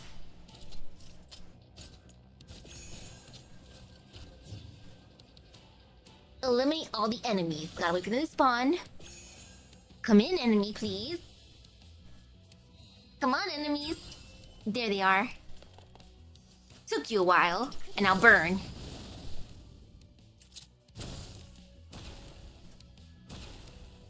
Ta-da! Man, though, before Digimon, I want some instant coffee. Man, coffee sounds so good. Hot coffee, even though it's freaking hot right now. My room's in the 80s. It's still in the 80s, but I'm surviving. It's not as bad as yesterday. I don't like when it got to the 90s. 90s hurts. 80s I can survive somewhat. Maybe a little bit less than the amount of sugar that Persica uses. I would like some coffee with sugar, not sugar with coffee. After a vicious battle, Lena forces UMP-40 into a corner. You lose, 40. I guess. I took you too lightly. I can't believe she raised such an amazing little sister. Looks like Leva was one hell of a big sister. As she takes in UMP40's unwillingness to accept her loss, Lena shakes her head sadly. I still don't get it, 40. Why did you do all this? Leva never treated you badly. She brought you out of her base layer and she even asked Persica to grant you with all kinds of permissions and authorizations. But now you're hurting Leva and even trying to steal her neural cloud. Hello. Is all this really just because of the parapluie virus's commands? You're born to protect Leva in the first place. Ho. Even before he chuckles, she looks a little tired as she leans against the mirror and slowly slumps to the ground. If I had to say why, I guess it was because I didn't want to just live like this forever. From the moment I was born, I lived in a virtual neural space. I could see everything Leva experienced in reality, and I could only ever simulate the experience in a virtual environment. It's true I was born because of Leva's wish. I never minded being a substitute for UMP40, or protecting Leva, or consoling Leva. But at some point, I started thinking of UMP40, or rather, the words the real UMP40 said. Even T-dolls have a reason to live for their own sake. I know I'm just an imperfect, incomplete persona born for Leva's sake. I can't even be called a proper doll, but even I want a reason to live on for myself. Not for anyone, but for my own sake. 40. EMP40 realizes that she slips up and lowers her head. In the past, when Leva was functioning normally, I could still hold back my desire. But now, after the weird doll attacked us, I just can't get rid of this impulse in my neural cloud. Perhaps it's just the parapluie virus's instinct. The virus is urging me to seize control of Leva's neural cloud, which led to the creation of that girl. But didn't Leva survive because she killed 40? In that case, why can't I rewrite Leva's neural cloud? Wouldn't that be, like, paying back 40? Still, there's no point in saying all this now, is there? I mean, I lost to you, Lena. UMP40 shakes her head and tries to raise her... UMP40, she smiles weakly at Lena. Things being what they are, you should kill me, Lena. Use this old gun and that bullet you picked up. What are you talking about? UMP40 throws her old gun at Lena's feet and gestures for her to pick it up. If my fate is to be deleted by Persica, then I'd rather just die here. Kill me, Lena. The only way to kill me is with this gun and with that bullet. By killing me, you will free Leva. If Leva knew you saved her, she'd surely think you'd grown up so much. And in the future, she'd allow herself to fully rely on you. After saying all that, like she's dictating her last will and testament, the simulated 40 raises her hands. She closes her eyes without another word, as though she's looking forward to nothing more than her own death. Do it, Lena. No. EMP40's voice is quiet, very quiet. Lena picks up the gun without saying a word. She chambers the old bullet she picked up at the beginning, and takes aim at UMP40's head. Ah, this is how the parapluie virus turned dolls and messed with the decision weights to twist the logic into switching teams, so to speak. Oof. Her finger presses against the trigger, but no matter what she does, she can't gather up the will to pull it all the way. Should she shoot her? Should she shoot this liar, this parapluie-spawned creature that betrayed Leva and herself? Lena, what are you waiting for? The UMP40 before her is calmly awaiting her fate. However, Lena's still hesitating. The person has saved her along her journey, countless times before. Even if she flung her off a cliff at the end, what awaited her at the bottom was a sunny expanse of seawater. Lena's finger tightens around the trigger once again, but something in her neural cloud is keeping her from following through. Should I shoot her? Wait, most dolls are so low spec. The virus either just melted down their neural cloud or just made them go fully berserk. Ouch. Lena reflexively surveys her surroundings. The cabin is quiet, so quiet that even the girl and her robots seem to have vanished without a trace. Only the cruel scenes from the past are still moving, still playing out over and over again. There's a faint sound of explosions coming from outside the cabin. Lena unconsciously looks out at the nearby window. Far in the distance, so far that she almost can't make it out, several Goliaths are fighting the robot hordes. Tee-hee-hee. Meanwhile, the UMP-40 before her is still quietly urging her on. I'm this close to running out of patience. Hurry up and shoot, Lena. Pitting your enemy is for losers. I'm sorry, but I just can't do it. Lena slowly shakes her head. As much as I hate to admit it, the fact that you're the sole reason Leva managed to survive, 40. So I can't shoot you, because I don't want to kill you. I can't kill you. How disappointing. UMP-40 slowly opens her eyes. She laughs coldly, then struggles to her feet. You've come this far, but you're still so soft and weak. In that case, let me give you one final push.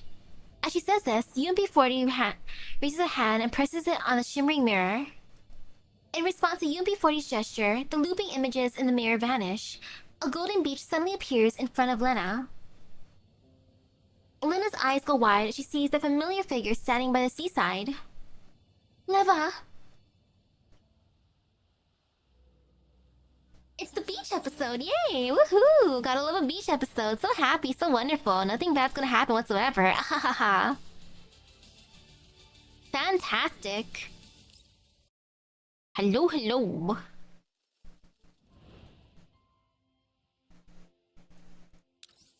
Chamber check. Face your cruel past head-on and bring an end to your fate of extinction.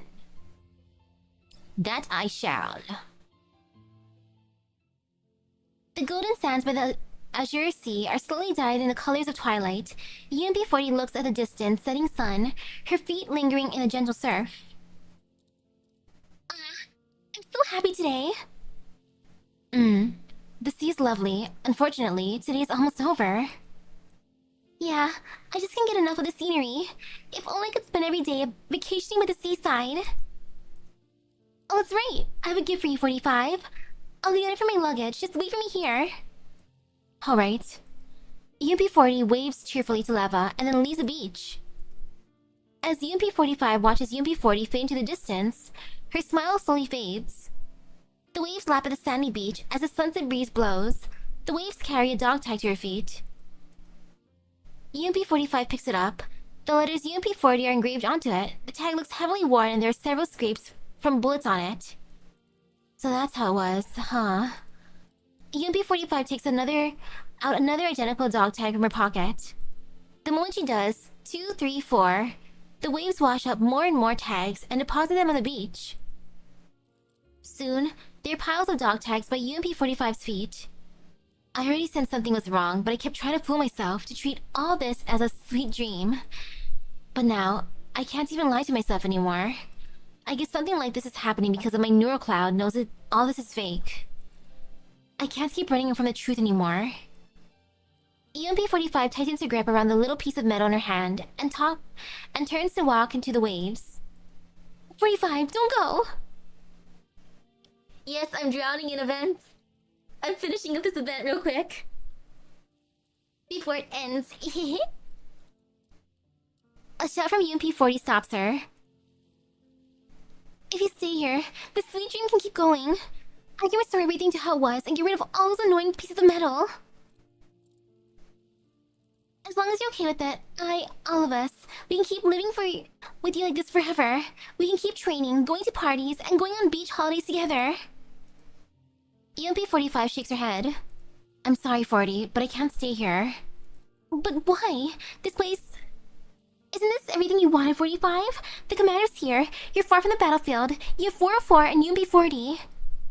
But dolls don't dream. However lovely this all might be, it's all fake. And I'm not going to lose myself in a fake illusion. Besides, it's not like you're even the real UMP-40. You're just a guarding program for this place, aren't you? So you already realized it. Yep, every time I wanted to remember the actual past, you try to distract me with something else. It wasn't just you either. everyone else in this sweet dream acted the same way. While I still don't remember why all this is happening, I think I'm getting close to the truth. Your mission is to keep me in this hollow dream, but why? We just want you to be happy. You have everything you want in this dream. You can be with all your friends and loved ones and live in happiness. But once you leave this place, all the cruel scenes that are fuzzy and out of focus here will become stark reality. All your joy will become suffering. You'll lose the person who's most precious to you, 45. UMP-45 shakes her head. No, that's not right. I had to set out to find the truth precisely because 40 is so precious to me. Only the truth can remind me of the fact that I lost 40 forever. Yes, losing 40 was painful. It's the same pain that proves just how much 40 meant to me. Of course I'd like 40 by my side. But choosing to forget my pain and drowning in this beautiful dream, that would be the ultimate betrayal of 40. And so, I'm sorry, but I have to go. EMP-40 is nowhere near as good as this. As she's pretending to be. With that, UMP-45 turns towards the pounding surf.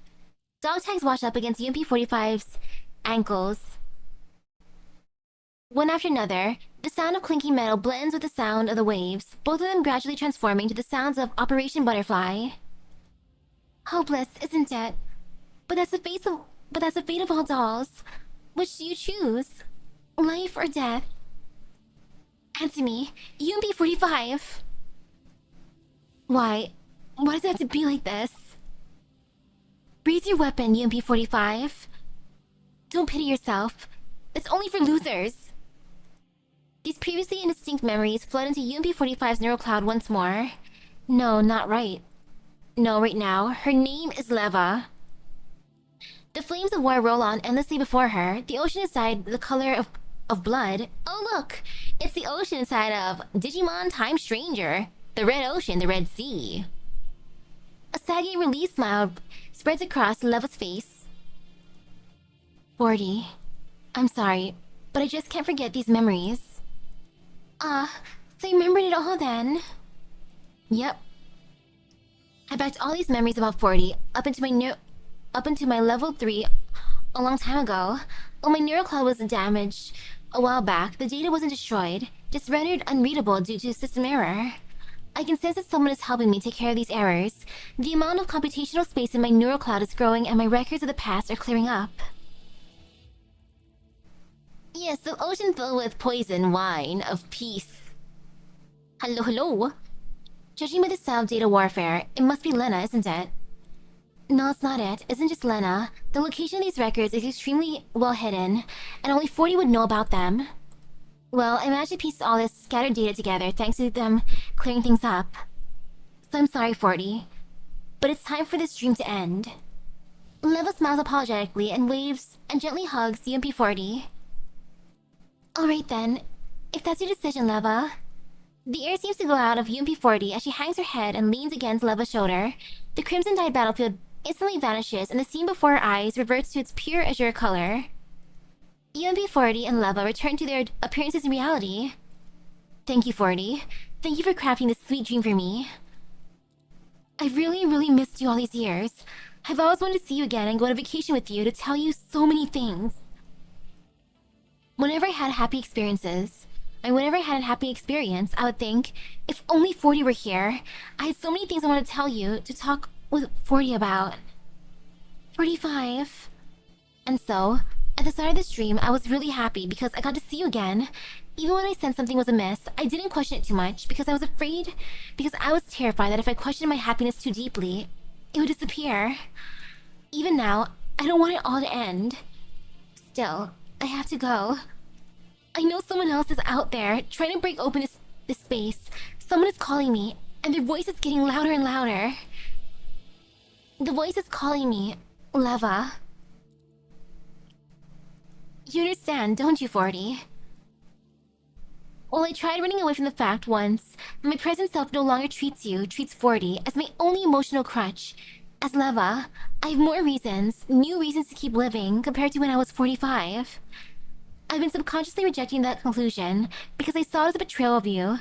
That's why I kept trying not to think about it and why I almost lost myself in that dream. I won't run away from it anymore. Reality is cruel, but I will accept it. Because I've already set the past down. My present self will live on as Leva, just as you hoped, not for anyone else but for my own sake. I understand. The pile of metallic tags on the beach have vanished at some point. UMP-40 smiles in what looks like relief. I might just be a guardian program, but my data was derived from UMP-40 after all. And I understand why 40 made this sweet dream. 40 tried to seal you away with this beautiful past. It would protect your neural cloud from erosion by the outside world and also try to keep you from interfering with it. She also wanted to use this dream to see if you were brave enough to bid the past farewell. And now I have your answer. Oh, this is quite unexpected. Turns out the present 45 is stronger than 40 now. Looks like this girl who was always cowering behind 40 has finally grown up. They grew up so fast. UMP-40 smiles and gently rubs Leva's cheeks. Unable to hold herself back any longer, Leva sinks her face into the crook of UMP-40's neck and sobs quietly into it. 40. As Leva sniffles, ripples begin running through the neural space. The sky and sea roll and churn as the waves below their feet grow more and more intense. Soon, an old gun comes into view from between the waves. Ah, looks like the seal's about to be broken. Come on, strike me down. Huh? UMP-40 picks up the old gun and places it in Leva's hands. I'm still the guardian program of this space after all, and my duty is to keep you from leaving. I can't run from that either. So if you want to leave this place and figure out what's going on with 40 outside, you have to take this gun and strike me down. Oof. UMP-40 was barely older than UMP-45. Hey, still counts as being a big sister. It felt like just yesterday when you were an airsoft gun, and look at you now. So big and grown up. Ta-da! It's so nice destroying enemies in turn 0. It's so satisfying. Look at you firing live rounds like an adult. When we're enemy. You know, let me turn on my light. I had my light off because it was still bright. But now the sun's setting.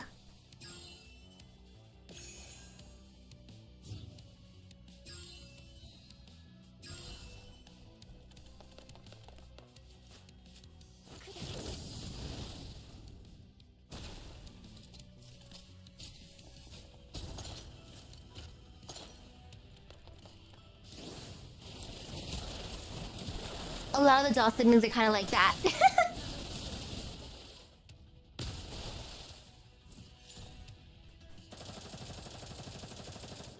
A gray-haired form frantically dodges bullets by the seaside. After being hit several times, she sinks to her knees on the beach, like she's given up on resistance. She looks up at Leva, who's closing in on her. Although she's completely worn out, she gives the person before her a relieved smile. Which frame fell off the factory line first? You become really amazing, 45. Looks like my mission is truly over now.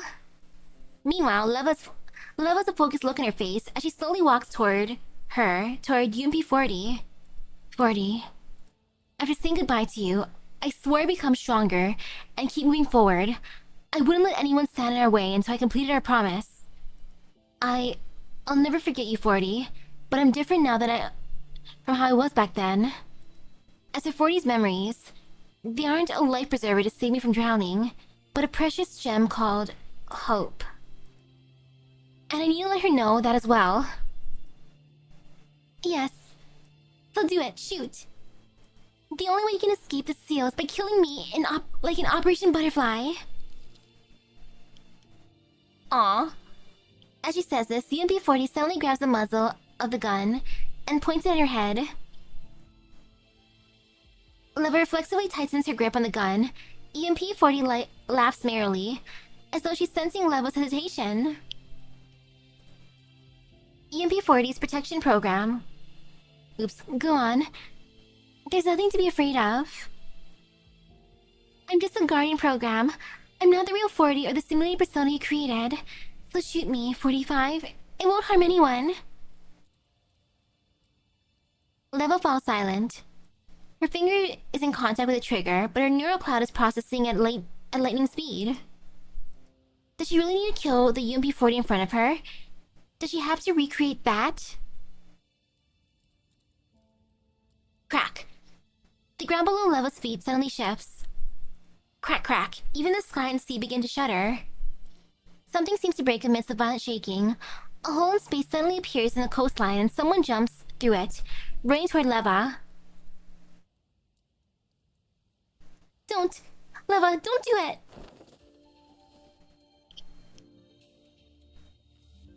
Thank you, Lena. Lena almost trips over her own feet as she reaches Leva and pushes the gun down. I feel like I'm winning, more or less. I'm sweating a lot, but it's okay. My room's hot. It is what it is. Don't kill 40! I saw everything on the way here. I saw your past, everything you and 40 went through. I saw it all, both the good and the bad. Leva, there's gotta be another way to break the seal. Don't choose to take everything on your... don't choose to take everything on yourself again. I don't want you to have to go through what you did back then. After a brief silence, Leva shakes her head helplessly before wiping away the tears on Lena's face. Then she stuffs the gun into Lena's hand. Basically boiled. My room is... Actually, no, I'm steamed. My room is humid and hot. My room's in the 80s right now. Say, why don't you take out that mag and look at it?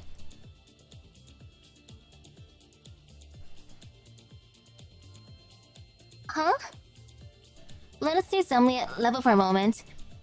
A moment later, she removes the magazine, which is completely empty. EMP-40's protection... or... But why? It should be full. Yeah, well, it was. Leva chuckles as she looks at the stunned Lena and the confused UMP-40. But you see, I ran out of bullets after we fought. And just now, I thought things through carefully. Leva smiles and taps the barrel of the gun. The dazed and confused 45 has now grown up into Leva. I'm not going to meekly accept my fate of killing 40 again, like I did back then. Now I'm going to make my own choices. I never wanted to kill you, 40. That had nothing to do with the fact that you're 40 or because of my past. It's simply because I chose not to. I believe that killing 40 wasn't the only way to get out of this neurospace's seal. So I just decided to make the remaining bullets disappear. I mean, this is my neurospace, so doing that was a piece of cake for me. After all, it would be so terribly tragic if there was a misfire and the events of the past played out again. Saying so, Leva makes a finger gun with her right hand and makes a pew-pew gesture at UMP-40's forehead. You see, Lena's here, which means the seal can be broken from the outside. So it turns out that rather than a dilemma where someone has to die, there's actually a happy ending which doesn't sacrifice anyone. Isn't that right? That being the case, you don't need to be such a drama queen. Goodness, what will I do with you? UMP-40 laughs as well. It seems the 9, who was always tagging along behind her, her big sister has grown up into 45's capable assistant. I guess I can let you leave with peace of mind after all. Something invisible seems to have broken in the sky. The sunlight, the seaside, the beach, everything before our eyes is shattering and fading away. EMP-40 looks at the two of them and smiles. In that case, goodbye, 45. Goodbye, 40. Keep watching me. Watch me, and watch how he changed. Yep. And if we get to meet again, call me Leva.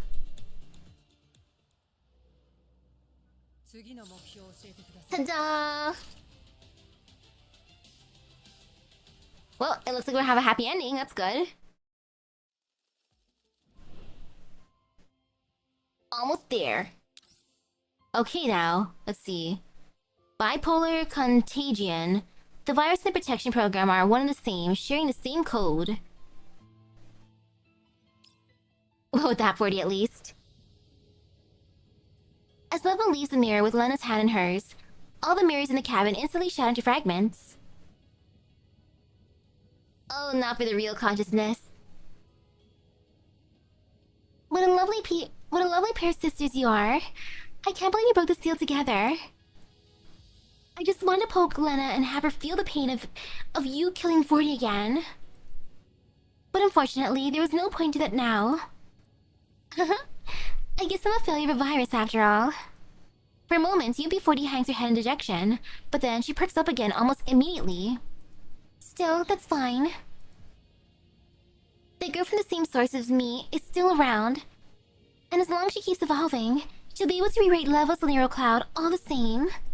So you better kill me and reset the data sooner than later.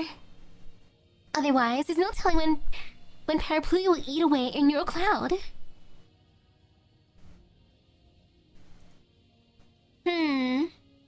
40, do you really want us to kill you so badly? Oh please, I'm the super dangerous Parapluie virus that sealed you up, completely bamboozled Lena, and tried to overwrite your Neural Cloud. Don't either of you have a single iota of self-preservation? You should be resetting me or just killing me on the spot, no? Should we? I don't think your seal was particularly dangerous. That sweet dream you made for me prevented my Neural Cloud core from being affected by Parapluie or the redundant data. In addition, the shutdown caused by the seal you put on me brought the matter to the attention of the outside world. That's hardly the purpose of the Parapluie virus. I didn't think you had this much trust in me. Looks like Operation Seduce Leva was super effective. Operation Seduce Leva? Dang, what a nice operation. Woohoo! First 2 points lies, the last point accurate. Operation Seduce Leva. Unfortunately, I only did that to remove outside distractions to make it easier to rewrite your Neural Cloud. But you didn't even try to rewrite Leva's Neural Cloud, did you? Also, you were helping me understand Leva all this while, and you helped me get rid of the redundant data too. Huh? Did you forget who pushed you off the cliff? I suppose that happened, but the abyss at the bottom of the cliff led to the sea. I didn't fall into level 3 or anything. Humph, that was just because of neural space was unstable. It's not like I was intentionally sparing you or anything. Wow, being a tsundere. It's not like I want you to live or anything. It's not like I care about you. But if you hadn't told me where Leva was sealed, I wouldn't have been able to find Leva and break the seal either. You sisters are really stubborn. You're the stubborn one, aren't you, UB40? From the moment you sealed me at level 3, you've been playing the part of what you see as a villain. Just because you heard about a one-and-done solution from Persica, you went off and put on a bad guy act. No, you tried to bait Lena into becoming the bad guys to facilitate your martyr complex. Yes, it was a really good dream you made. I actually lost myself in it for a bit. In the end, I still woke up. I did so because I knew that I needed to be fully awake and conscious for both the sake of the past and the future. 40, you forgot the most important thing. I'm no longer the person I used to be. If you're sitting there all smug because of that dream you wove and because of that plan you thought was the ideal solution, then I have to say that the ending that you wrote for yourself is complete, utter crap. For a moment, it looks like Leva's gotten through to UB40. However, she soon regains her defiant attitude. Leva wants to keep going on, but then the cabin suddenly shakes. What's going on? Lena looks outside and she nervously tugs on Leva's arm. This is bad, Leva. Those robots are outside and they're surrounding the cabin. Oh look, my little sister's here to help. Looks like she's preparing to absorb the final data source. I suggest you leave ASAP if you don't want to get eaten up. Leva shakes her head helplessly as she notes the look of relief on UMP40's face. What about you, UMP40? Are you really content to let her eat you up? That's my purpose. Why should I not be content with that? Have you forgotten what we talked about in my level 3? You said that you wanted the strength to help me out and to be a secret collaborator for me. You also said that you were mine alone, that you were 40's irreplaceable person. My persona. You left a really deep impression on me that day you entered my level 2. As I recall, you used my visual modules and viewed the world all day long. You refused to let me close my eyes, even though it was well past midnight and everyone in 404 had gone to bed. Even the darkest night has all sorts of interesting lights in it if you look hard enough. I remember that was what you said. Back then, you hated level 3 and its darkness so badly. Yet now you want to die and go back to that pitch black world? Is there even a point to bringing all this up now? I don't think. Kaboom! The sudden explosion cuts Leva off halfway. More and more explosions follow, and a little house of mirrors shakes harder and harder. I can barely keep my footing, and those robots are closing in. However, Leva's attention remains focused on UMP-40. She could not be any calmer if she tried. I don't believe that there's no way to deal with the parapluie virus, just like how we managed to undo your seal without having to kill you. I don't want to listen to this. Can't you just leave me here in peace?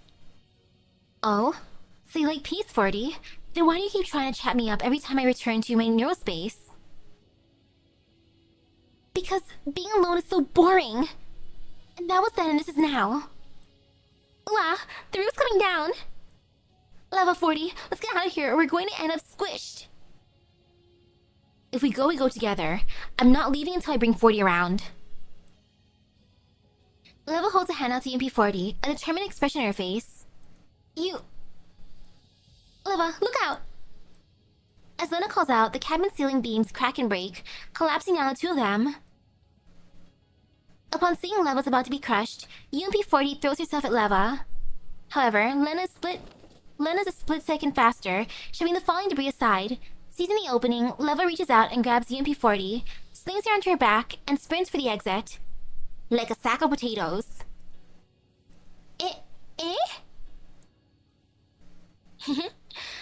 And you protect me, 40, so this time, I'll protect you. Well, wait, put me down. Lena, let's go. Leva runs out of the cabin with UMP-40 in her back. Right after they rush out, the small mirror cabin collapses with a loud crash. Wow, that was close. Good thing we got out of there. 40, Leva, how are you guys? I'm fine. Leva smiles and puts down the squirming UMP-40. The moment UMP-40's feet hit the ground, she immediately backs several steps away, making space between herself and Lena and Leva. Tisk. Ho ho. Don't be so quick to get mad or celebrate. We've got a bigger problem ahead of us. Saying so, Leva smiles and points in front of them. Lena turns to look and exclaims in shock. Ooh, what the heck is that? A black shadow is skimming across the ground towards them. It's not far from where the cabin used to be.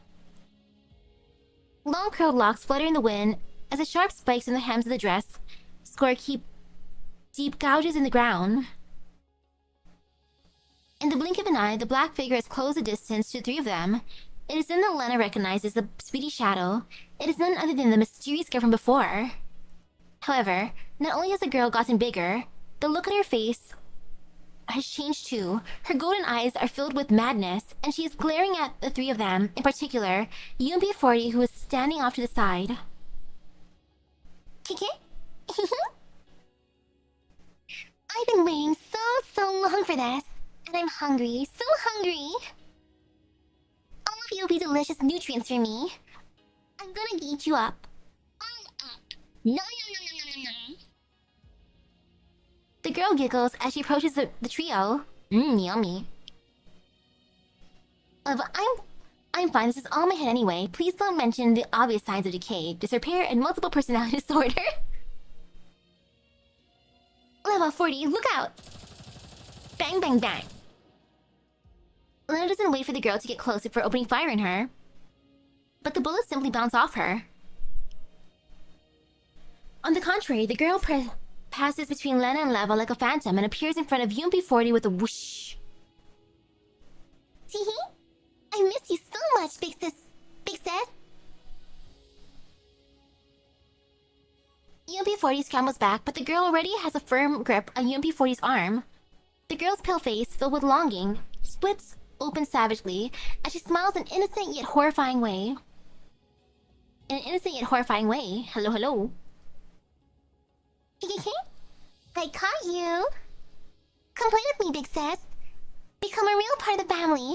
We'll rip them to pieces together.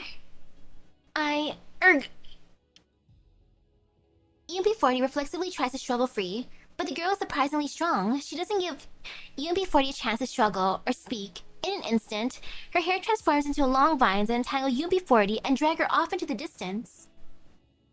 40. Leva moves quickly as she sees UMP40 being taken. Lena immediately begins shooting at the girl too. However, the girl seems to be prepared for this, as a horde of robots rush in from behind her, surrounding Leva and Lena. Wow, this is bad. She's getting away. Take these bots out first. Fight. I'm ready to fight. Fight ending and then coffee. The vines coiling around her suddenly give way, and UMP40 hits the ground hard. Oof. UMP40 struggles to rise from the dusty ground, but then she freezes up. Countless data fragments are floating into the jet black sky. They swirl and gather, twisting high in the air like a cyclone. But after being drawn in and up, the countless fragments rain down again, their blackness showing the sky. It is as though someone had opened a gigantic umbrella in Leva's neural cloud. What is this? This is their home, of course. The girl hops and skips over to UMP40, pushing her face against UMP40's again. This is Parapluie's home. You and I are the children of Parapluie. Parapluie's kids will all grow up here. Oh, it's Umbrella.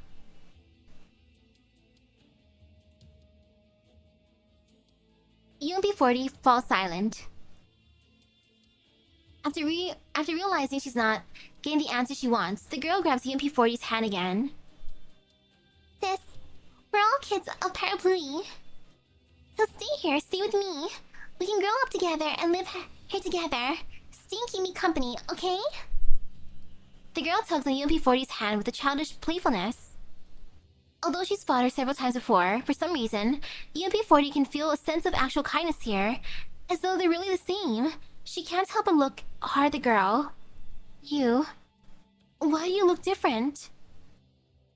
Teehee? Because I'm growing. I'll become more and more awesome as time goes by. What happens if I stay behind to keep you company? Teehee?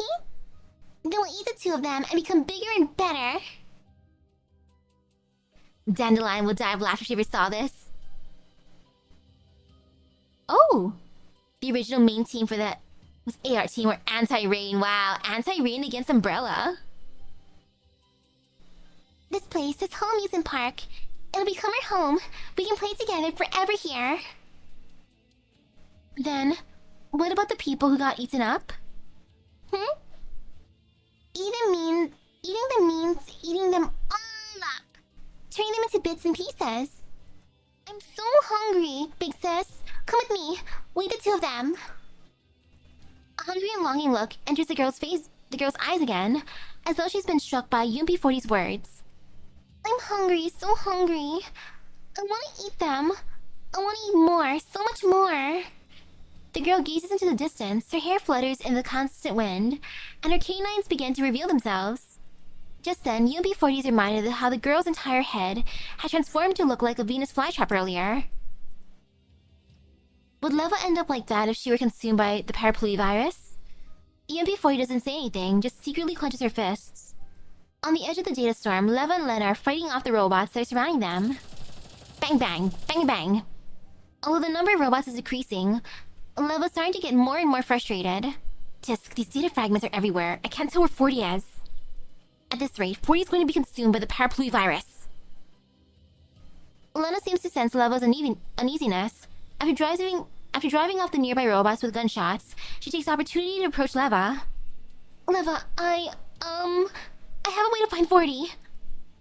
Lena takes the emitter out of her pocket and presses the button. A red beam suddenly lights up the dark, gloomy sky and traces a narrow path into the distance. Ha! What a surprise! Is this one of Persica's little toys? I'll need to thank her after we get out of here. Yep, Leva, this way. I'll cover you. Under the jet black umbrella, the girl continues tugging on UMP-40's arm. Big sis, I'm so hungry. Let's go get them. I can smell them right now. Can't eat them all, not by myself, but together. We can tear them into itty-bitty pieces and eat them all up. No. UMP-40 seems to have made up her mind at last. She slowly pulls her hand away and slowly shakes her head at the girl. I'm sorry. Perhaps we're sisters in the truest sense, but I can't stay with you. But why? The girl seems thoroughly confused by the rejection and clings tightly to UMP-40. However, UMP-40's only response is a faint smile. Although everything before her is darkness, she's looking at a place that's far, far away. Perhaps it's just level 3, or perhaps it's the azure expanse of the ocean. It's a place where someone once made a promise to her. No, perhaps the promise was made with someone else, not her. Still, it's enough. For the sake of that promise, she'll pay any price to eradicate the threat of the parapluie virus once and for all. Because I am not and never have been your sister. And there's no way I'll let you eat anyone up. UMP-40 punctuates her declaration with a burst of gunfire. Even though data from the same source can't inflict fatal wounds to the girl, she can buy time for Leva by slowing the girl down. Big sis, why are you... The girl's expression turns feral as she is suddenly attacked. In an instant, her curly hair and the spikes in her dress all stab towards UMP-40. Ugh. UMP-40 stumbles out of the way, but the girl glares angrily at her before directing the robots around her to surround UMP-40. I hate you. I hate you. This place is Parapluie's home. If you're not a child of Parapluie, then you can die. And with that, the girl angrily waves her hands before trying to leave. An endless horde of robots swarm UMP-40. As she drowns under the despairing tide, UMP-40 slowly stops being able to see or hear anything. Her body is so heavy that it feels unnatural. Perhaps she'll become myriad data fragments that will join the rest of the shards in the air, melding with a huge umbrella in the sky. I'm sorry. I guess I failed after all. Still, this is good. Now Leva won't have a reason to refuse the data reset anymore, right? Leva will be completely safe once the reset is done. As that thought fills her mind, UMP-40 slowly closes her eyes. She knows that the big umbrella in the sky isn't a distant thing anymore, and she surrenders herself to the darkness around her with a sigh of relief. In the darkness, she imagines she can hear the girls giggling again. However, the laughter is soon interrupted by the sound of gunfire. A bright light clears the storm away and banishes the darkness around her. 40! We're here to help! 40! UMP-40's eyes snap open. A little point of intense light shines through the furious storm.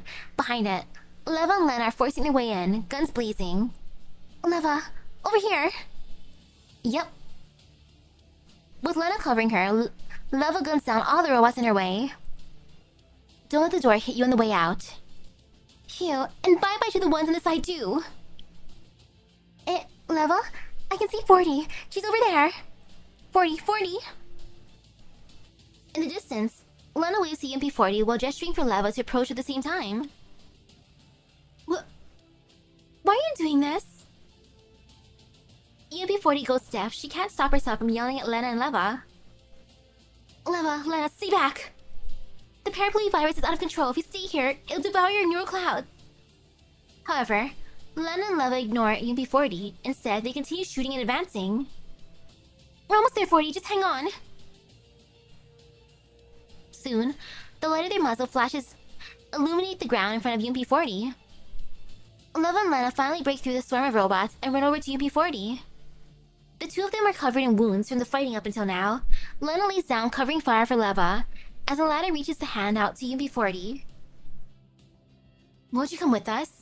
Lena and I won't be able to last for long if you keep dragging at your feet. Why?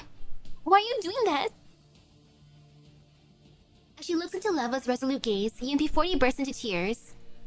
Why won't you and Lena just give up on me even after everything that's happened? All you had to do was just leave me here and to leave me alone with the rest of the virus. It would have solved all your problems. Wouldn't that be better for everyone? You could have finished this just by leaving me behind. I was never meant to exist in the first place. I'm just a ghost of who stole the identity of UB40. So why are you treating me like this? Why can't you just put an end to everything? Hearing that just pisses me off. Before Leva can reply, Lena's already shouting so loudly that her voice carries over the gunfire. Isn't it obvious, 40? We're not giving up on you because we're family. Even if you're a ghost, you spent 10 years with us. That makes us family. We're family? Yep. Leva walks up to UB40. Her hand curls up into a fist, and she bumps it against the virtual 40's palm. We aren't just roomies, you know? We're friends, family, sisters even. Maybe UB40 isn't the best name for you, but we're still sisters in name and fate. So I will never, ever give up on you. Now, it's time to go home. So let's go. Once again, Leva grabs UB40's hand. Lena's clearing away the enemies in front of them. Tears stream down UB40's cheeks. This time, she finally takes the hand that's offered to her. Finally! Last fight. Double purification. When you kill the enemy, you also kill your weakness. Enemies died when they are killed. Leva, 40, over here! Under Lena's cover, the three of them barely managed to escape the storm of robots and managed to find a relatively safe space in the neural space. Once Leva lets go, UMP-40 slumps powerlessly to the ground before curling up into a sobbing ball. After patting UMP-40's head, Leva sits down beside her. 40. You know, well, I did treat you like UMP-40 at first and found myself depending on you. After all these years, you're not the substitute 40 anymore. Right now, to me, you're someone in my neural cloud who's always kept me company, cared for me, someone who's very precious to me. No matter how convenient resetting my Olga system would be, I can't accept it if the price for that is sacrificing you. After I lost UMP-40, I promised myself that I would never give up on my friends. Leva. So please, don't give up on yourself either, okay?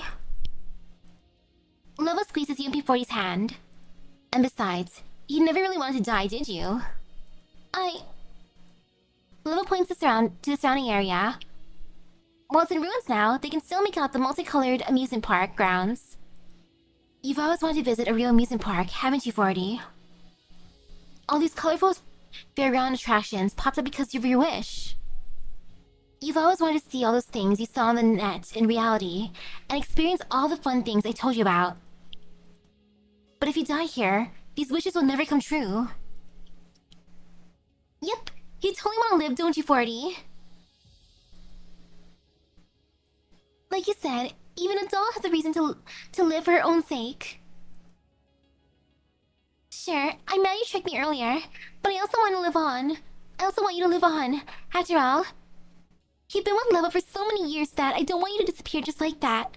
In fact, I'd like it if you could join us in the real world too. Also, you kept saying that you were under control of Parapluie, but all the stuff you did to protect Leva was done out of your own will.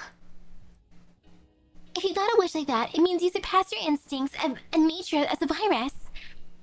So if you work that hard, Leva and I just can't ignore you either. As she takes in the determined expression on Leva's and Lena's faces, UMP-40 smiles sadly again. Yeah, of course. Of course I want to live. And I want to fight by your side and experience all kinds of fun things too. But the Parapluie virus is a huge ticking time bomb. I'm sure you've both seen it before. You see it too. As long as I exist, the bomb might go off at any time. When it happens, everyone around me might get hurt, just like 10 years ago. And I don't want to see that kind of thing happen again. UMP-40 hangs her head in sorrow. Is that why you decided to sacrifice yourself? Yeah. Persica was right. The best way is to just reset your Olga system and delete my data. That'll permanently remove any risks the virus may pose to you. Hello. But you knew that I wouldn't accept that. That's why I try to take advantage of your neural cloud being damaged to manipulate Lena into doing it. But not only did it not work, I got the two of you hurt again. I'm sorry. UMP40's head droops even lower. Actually, I should be apologizing to you. Leva smiles apologetically. She walks up to UMP40 and gently places a hand on her head. Things got as hard for you as they did because I've always been relying on you. I forced you to make this decision and take everything onto your own shoulders. So I'm sorry, 40. It was my fault for not realizing this and been bothering you all this time. But please believe me when I say I'll find some other way for you and me to keep living on. Leva's words make UMP40 raise her head. There's a hint of sadness in the way she looks at the two of them, but not quite believing what she's hearing. Really? Is there a way to do that? I'm sure there is. Leva tightens her grip on UMP40's shoulders. I'll find a way no matter what it is. Even if it's only for a minute, as long as you trust me and don't give up, we'll find a way to make that minute count. Yep, Leva's right. How about two? I'll make sure you and Leva make it out this alright. UMP40's tears start flowing again. I'm sorry, Leva, Lena. Thank you. No need to thank us. We're family after all. Yep, right now. The most important thing is to deal with that big problem ahead of us. Leva gets to her feet and looks into the distance. In the wilderness, a black figure is slowly taking shape inside of the data storm. Looks like the shrimp has almost finished condensing all the parapluie virus data. What should we do, Leva? Should we go scout things out? Hang on. Maybe we could ask Persica for her opinion. UMP40 scratches her head with an embarrassed look on her face. Sorry about that. Lena couldn't contact Persica for so long because I cut off the signal. But I promise I won't ever do it again from now on. I'm sure you'll get through this time. Yep, I'll go ask Persica. Lena hits the call button, and the transmission goes through immediately. Yo, are you right there, 42? Tisk, I couldn't get through it all, but you'd all been rewritten by Parapluie. Persica, I'm sorry, We'll talk about 40 later. Persica, we need your help with something. I bet you do, let me guess. You're going to deal with that Parapluie virus. Yep. So, what's the situation now? I'm picking up dramatic changes in the new persona spawned by the virus. What happened to her? Is the viral data starting to fuse together? She seems to have absorbed all the junk data. We're concerned about approaching because it might affect 40's data too. Yeah, if we let her go on like this, Leva and 40's neural clouds might get overwritten, right? How should we deal with it? How should we deal with her? Got any ideas? Let me think. Actually, looking at this data gives me an idea. But I'll need a volunteer to do an experiment. Persica glances meaningfully at UMP40.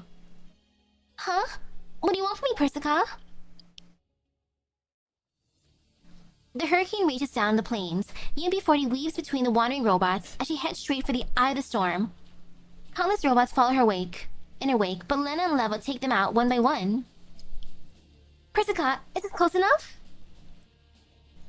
No, get closer. UMP40 continues running ahead while Leva and Lena keep pace behind her. Is this really okay? Any further and 40 might get sucked up in the big umbrella. Even if you're trying to communicate with that girl, this is too dangerous. Given the present situation, there's no option that's too risky. And besides, 40 still has us. If she runs into any problems, we'll help 40 take care of it. Yep, got it. Fortunately, Lena's fears do not come to pass. Perhaps it's because it's almost done absorbing data, but the hurricane's suction is much weaker than before, and UMP40 doesn't get sucked in even when she runs toward it. With Lena and Leva covering her, UMP40 soon breaks through the cordon of the remaining robots and reaches the base with the hurricane. Countless data fragments are coming together. In the gray sky, between them, a huge creepy dark shadow is taking form. It seems to be the girl from before, but seems somewhat different. UMP40 raises her hands and waves frantically toward it. Oi! Hey! The shadow in the sky shifts, as though in response to UMP40's voice. Don't you want to be with me? So come with me. UMP40 points at herself and then at the shadow. I can keep you company. We can be together. The floating shadow remains silent. Hello, can you hear me?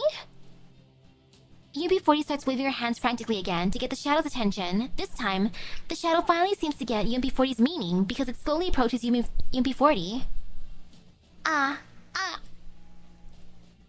Big sis, have you finally come to your senses? Yeah, we can't.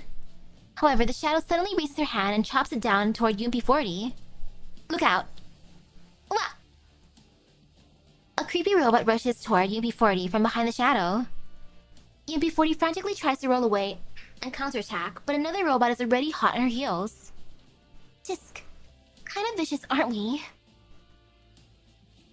UMP40 opens fire and eliminates it. However, it's followed by another, and another, and yet another. More and more robots come into existence beside the shadowy figure, and at her command, they surround and attack UMP40. However, unlike how they couldn't do any real damage to each other before, UMP40 can distinctly feel the impact from the data this time. What's going on? Weren't the attacks from before? Ugh. UMP40 stumbles, unable to avoid the robot's attacks. Teehee? Kiki? This is fun. The shadow floating in the air giggles as she watches UMP40 scurry around below her. Do you like it? I prepared this treat just for you, my ex-sister. Unfortunately, you rejected my invitation. That means you can join them in my belly as food. Huge black spikes of data fall from the sky, plunging towards UMP40 as the robots attack her. Oof. UMP40 barely manages to evade the spikes, but the robots attack her again. 40! Persica, how much longer? Hang on, I'm still analyzing her. Lena, stop supporting her and back off. Let 40 handle this by herself. 40, keep drawing the girl's attention. But isn't that really dangerous? Got it. UMP40 fires her gun as she engages attacking robots by herself, but just as UMP40 clears away the enemies around her, more and more robots follow the sky. While she's still shooting, UMP40 is starting to look visibly worn out as the robots continue attacking her from all sides. There are several times when they just barely miss her. Ugh. 40. I'm fine, don't worry about me. Lena watches nervously from the side, and she almost makes a move when UMP40 is nearly struck.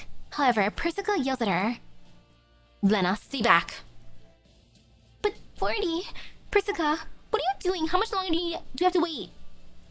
Persica doesn't answer. She only studies the screen intently while typing rapidly. It's okay. I can still hold out. UMP40 manages to smile cheerfully at Leva from inside the pack of robots. So relax, Leva. Just think of yourself as my guardian angel. This time around, trust me, and the battle will be over soon. Erg. 40. While the rational part of her knows that Persica must have some reason for doing all this, Leva finds herself subconsciously taking a step forward anyway, as she keeps her eyes trained on UMP40's form. Leva's hand curls up into fists as she watches 40's petite shape rolling, shooting, and ducking through an endless horde of enemies. Was this how 40 felt in the past whenever she watched her fight? All she could do was wait outside the battlefield and watch. Any support she could give was limited to Leva's neurocloud, but a real battlefield is a truly dangerous place. 40. If we get through this, I promise that next time, we're going to truly fight side by side in reality. After who knows how long, Persica finally speaks over the comm channel again. Right, I finally figured it out. 40, you can fall back now. No, Leva. You guys move in and help 40. What? While she's still confused about what's going on, Lena's already rushed in. Leva follows closely behind her and helps to support UMP40. The surrounding robots are swiftly cleared away once the three of them counterattack together. Now that she has some breathing room at last, UMP40 asks Persica a question. Phew, thanks. So, what exactly was going on back there, Persica? Ho! It's the parapluie virus's binary mechanism. Leva and 40's actions ended up activating the parapluie virus's binary mechanism. Binary mechanism? What's that? Simply put, the parapluvivirus has a hidden base layer mechanism. The baseline command for the parapluvivirus is to rewrite the host neural cloud. If the rewrite isn't successful, the virus command will keep running. In other words, if the previous batch of instructions terminates unexpectedly, the parapluvivirus will issue a new command to replace the old one.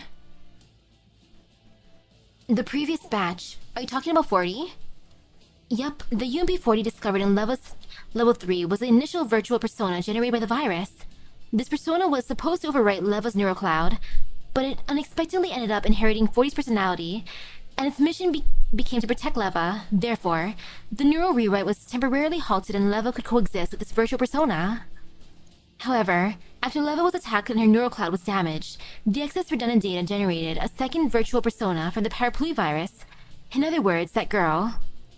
Thanks to the characteristics of the parapluvivirus, the rewrite order triggered again, and the extra data began affecting Leva's neural cloud. And so, 40 sealed my core away to protect my neural cloud. Yep, that's right. Given the changes in that persona's data, both the girl and 40 started out as similar forms of data that originated from the parapluvivirus, which left both sides unable to attack each other. Naturally, she treated 40 as a friend and instinctively tried to get close to her. No wonder she kept trying to talk to 40. But she didn't seem to be treating 40 as one of her own just now. Was that because of the binary mechanism? That's right. Once the accumulated parapluvivirus data reached a certain level, that girl as the latest spawn instance replaced the previous 40 in the command hierarchy. She then received new orders and proceeded with the viral rewriting task. Meanwhile, 40, as a leftover from the previous batch of instructions, was no longer classified as part of paraplui and became junk code. Thanks to this binary mechanism, the UMP-40 persona is no longer considered part of the virus. That's why the girl's attacks on 40 were effective, and it's why 40 is now free. I'm free? That's right. Normally dolls infected by the parapluvivirus are quickly overwritten, and the neural clouds either burn out or fall under the control of paraplui. However, the fact that both 40 and Leva were resistant to the virus rewriting was what finally triggered this obscure hidden mechanism. In any case, all this was thanks to your efforts. Well, they do say that so-called miracles are the result of accumulated hard work. Is that what you meant, Persica? Perhaps. Persica pauses and smiles faintly before looking toward UMP-40. However, the most important thing is that I need to congratulate you, 40. Since your designation as part of the parapluvivirus is removed, and you're now considered junk code, I managed to extract all your data that was originally entangled with that girl while she was attacking you. Persica, does it mean... It means that from now on, you're no longer part of the parapluvivirus. Eh? Wait, really? Then does it mean 40 can leave? 40 and Leva are... Yep, it's exactly what you think. Once you get rid of that bratty persona, the parts of Leva's neural cloud taken over by the parapluvivirus will be completely cleansed. In other words, we can solve Leva's and 40's issues without having to reset her Oga system.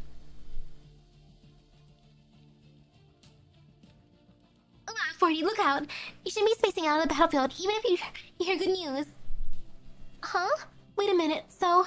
I don't have to die, is that right?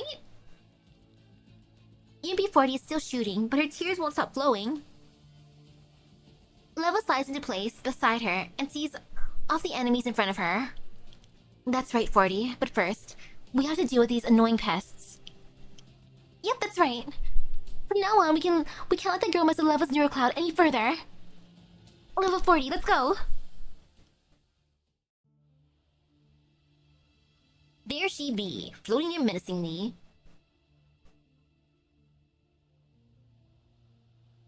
Eat or be eaten. Leva, will we really be able to see the ocean when we reach the outside world? Sure we will, however, we have to deal with this problem first. Yep, okay. Worth it. Let's see how this fight goes. Boss fight time. Boss fight, epilogue, coffee, and then Digimon.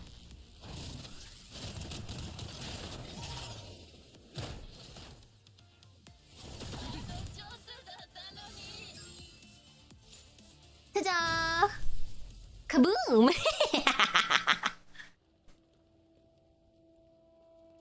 I love that. The huge sinister shadow shudders under the trio's combined attacks. In the end, it swiftly crumbles into myriad small fragments that rain down into the neural space. Yeah, such a difficult boss fight. As the rain of fragments falls, the creepy and savage form returns to its original form. The girl looks at UMP40 and lunges at her with fangs and claws bared.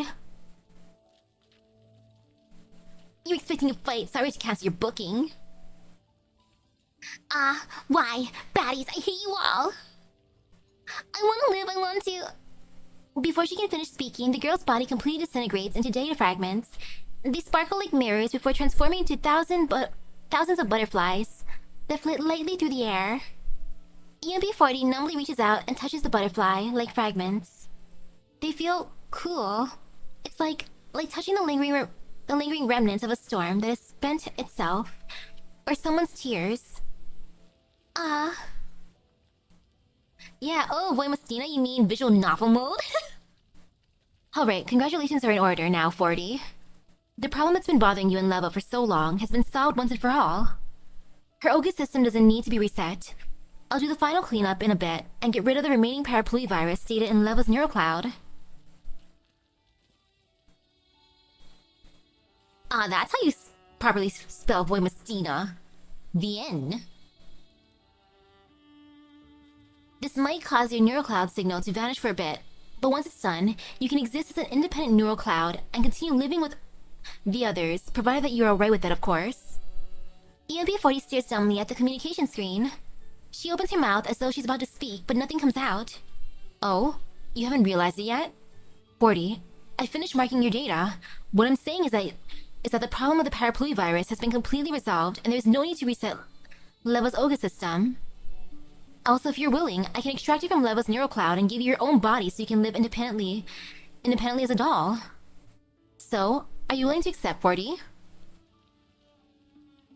40? Nas and sodium, because... as salt. Ahaha, perfect. I am. Of course I'm willing to go through with it. EMP40 raises a hand, trying to wipe away the tears that won't stop falling. Sniffle. I've always wanted a frame of and a name of my own.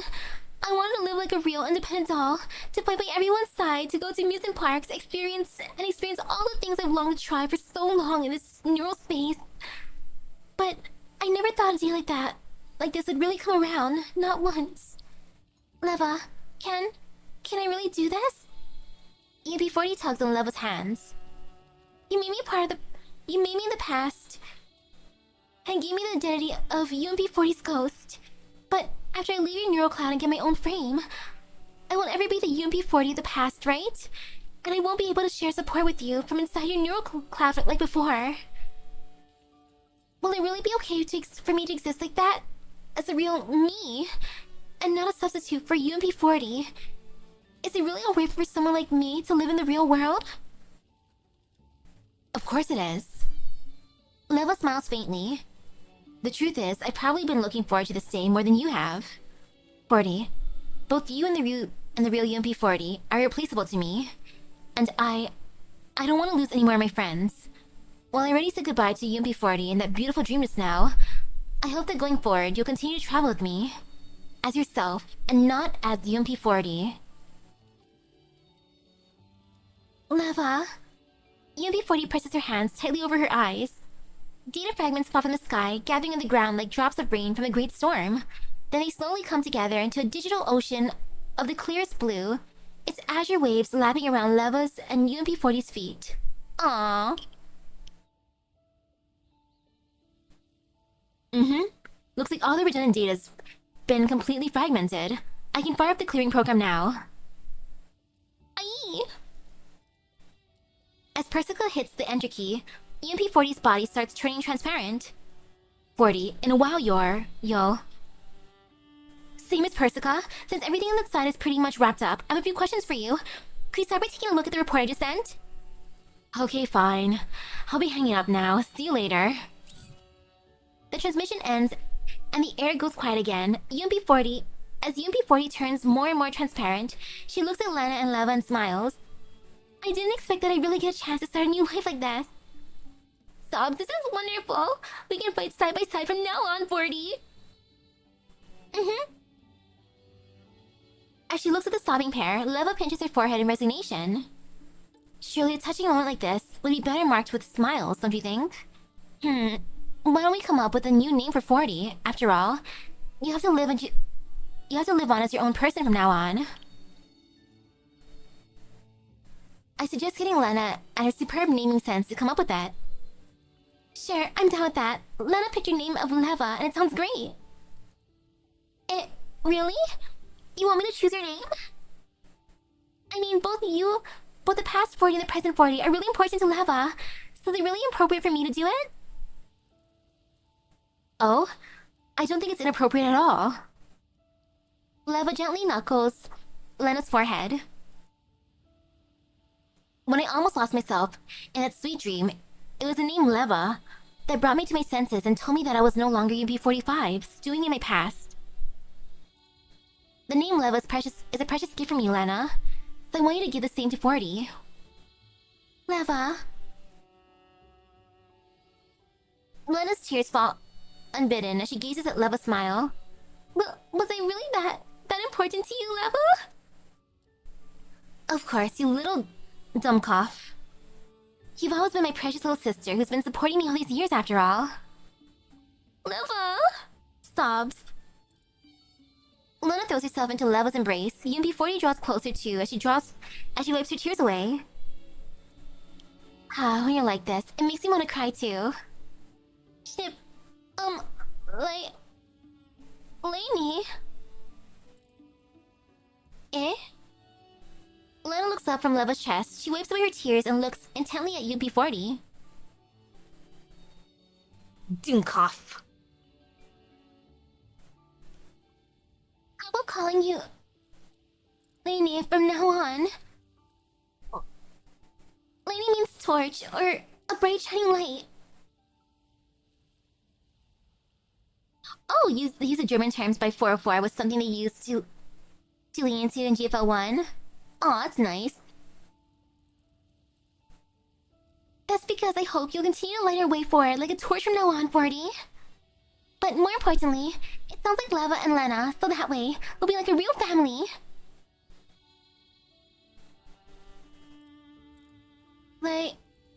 Lainey. UMP-40, or rather... Lainey's voice trails off, because her eyes are brimming with tears again. She smiles, nodding vigorously at Lena. That's nice. All the original 404 used guns made by German company, that's why. As the three of them smile through their tears, they embrace each other tightly by the side of the azure sea until Lainey completely fades away. You're a real girl now. You're a real doll now. Congratulations. Portrait. Wraitherborn. Banish all distracting thoughts and light the way forward. Unlock by completing all stages for Breaking Butterfly. Ta-da! I did a thing. Look at me being good. And no epilogue. Extended promise, no matter how the system logs are overwritten, the progress from the past will always be preserved.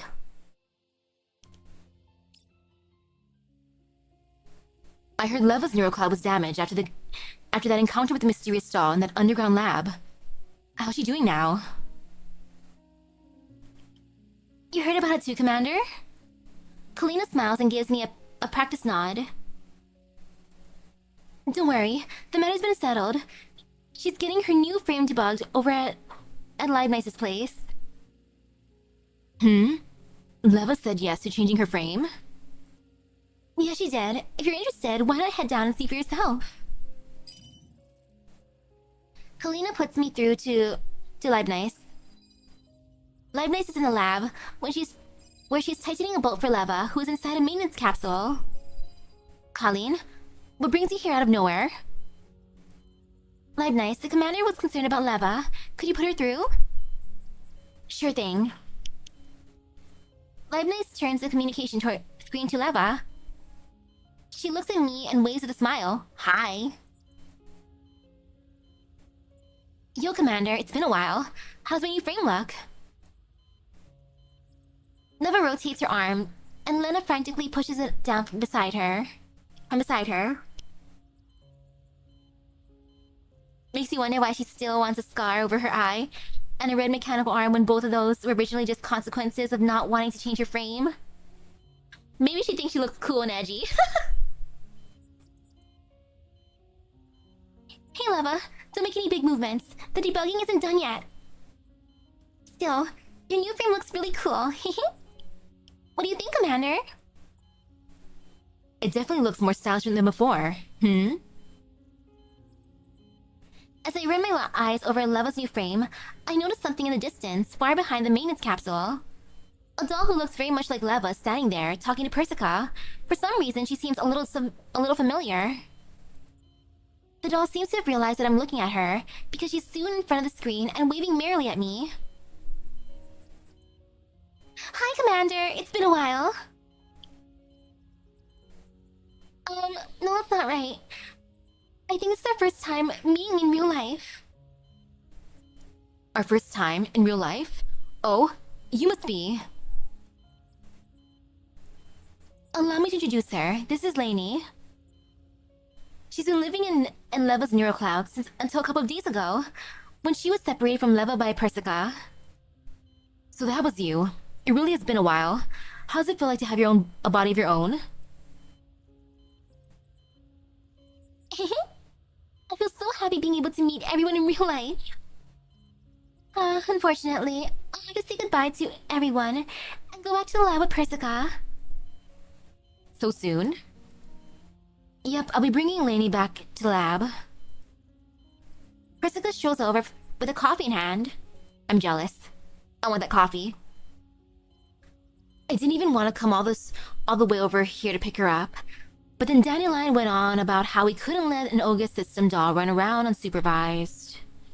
Still, speaking of Dandelion, she's been contacting the Elmo pretty frequently as of late, hasn't she? Say, would you be interested in taking Lainey in?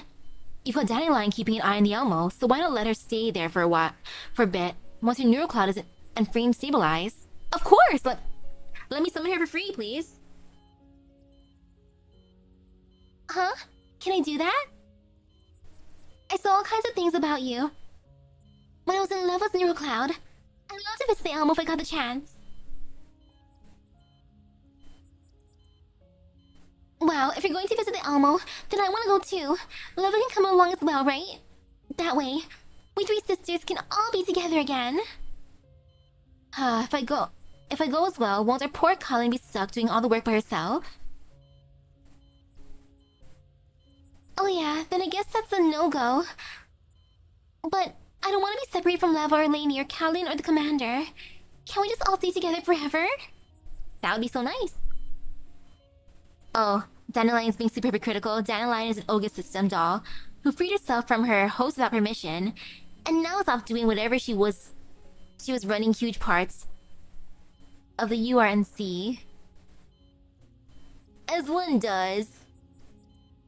Dandelion is trolling.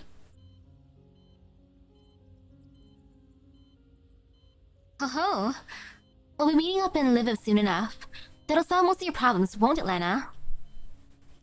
Still, sending Lainey over to the Elmo is quite an interesting idea. Sending Lainey over to the Elmo is quite an interesting idea. What do you think, Commander? You're almost welcome to come to the Elmo. That includes you too, Colin. Of course. That'll probably have to wait until matters in Lviv are taken care of. When the time comes, why don't you join us too, Persica? Huh? Please no. It's not like I haven't been there before, and I'm not interested in painting a target on myself. As I wander the countryside, Lainey can go by herself. It's a deal then. See See you on the Elmo, Commander.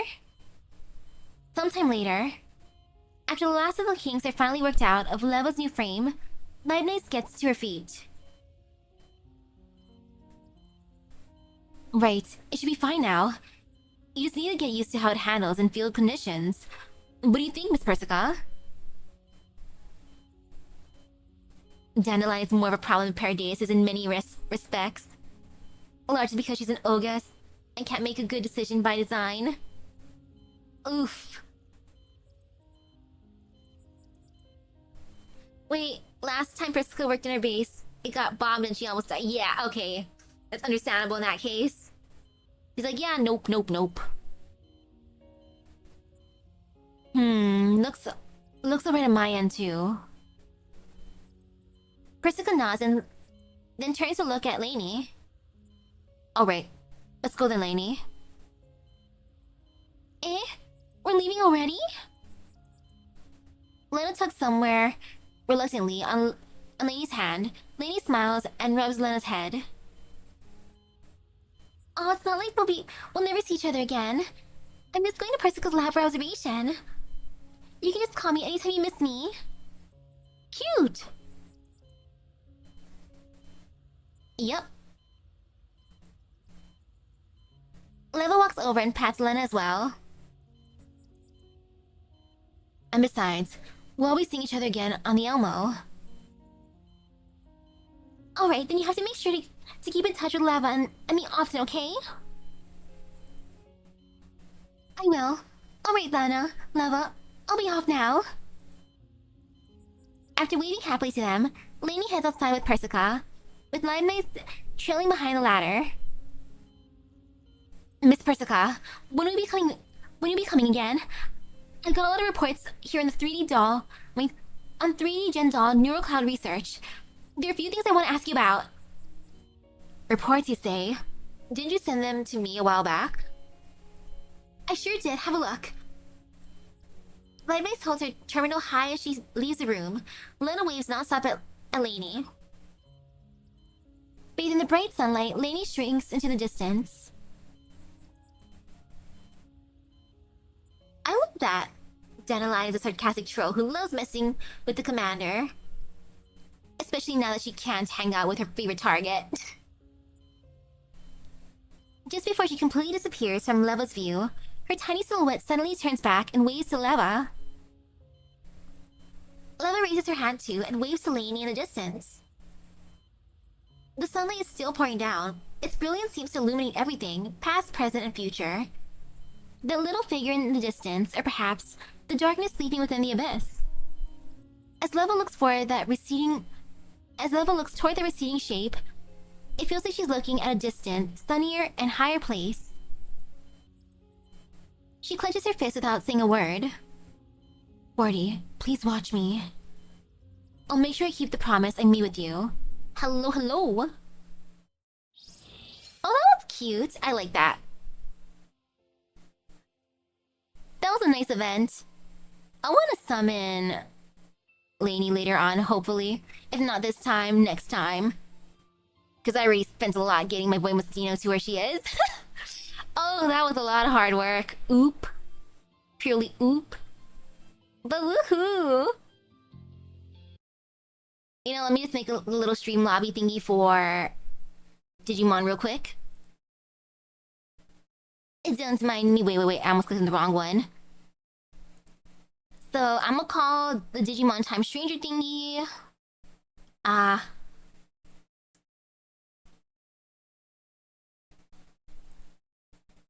What do I want to call it?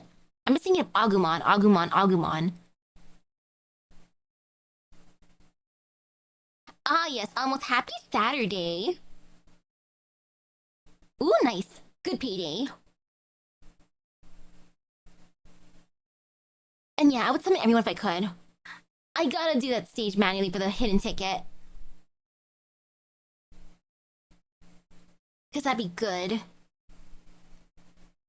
Oh, and this is only reference to this event in Corpusant is that Leva mentions she's no longer using an SF made frame. Wow.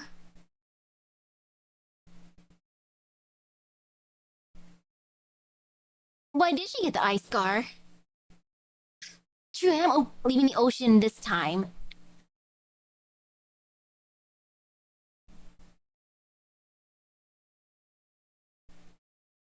Since the ocean was red, I'll be like, the Red Sea ain't for me. Yeah, I'll call it that. The Red Sea ain't for me.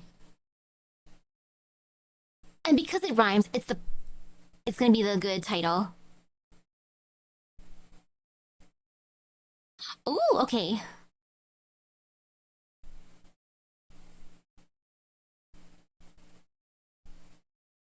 Yeah, no more Shelmon's house. So sad. Actually, no, I'm gonna call it that. No more Shelmon's house. That's gonna be the Digimon stream. No more Shelmon house. No more Shelmon's house. Perfect. Okay, putting that down. So sorry, Shelmon. No Shelmon for me. Except I have a Shelmon on my own now, but it's okay. Alrighty, got that ready on top of YouTube side. Perfect. Okay. Before we start Digimon, though, I'm gonna make myself some instant coffee. I crave some caffeine. And maybe bite like a little snack or something, like some crackers. The tummy is starting to grumble. The tummy needs a little bit of sustenance. Yes, no shell, only mon. That is how it be now. But yeah, I'll BRB. But I'm gonna end stream though, and then I'll be back in like a couple minutes. So that being said, thank you for stopping by the stream. I'm glad that I could finish the event. I hope everyone has a great rest of their day and epic gacha luck. I might try summoning Lainey before her banner ends. So I'll see you guys later. Bye bye. I need coffee. Coffee need me. Me need coffee. Not as sweet as Persica's coffee, but still coffee nonetheless. Delicious. Nom nom nom. Resistance is futile. Coffee, please. But first, let me be like, thank you for stopping by the stream. Yay for a happy ending. Emoji.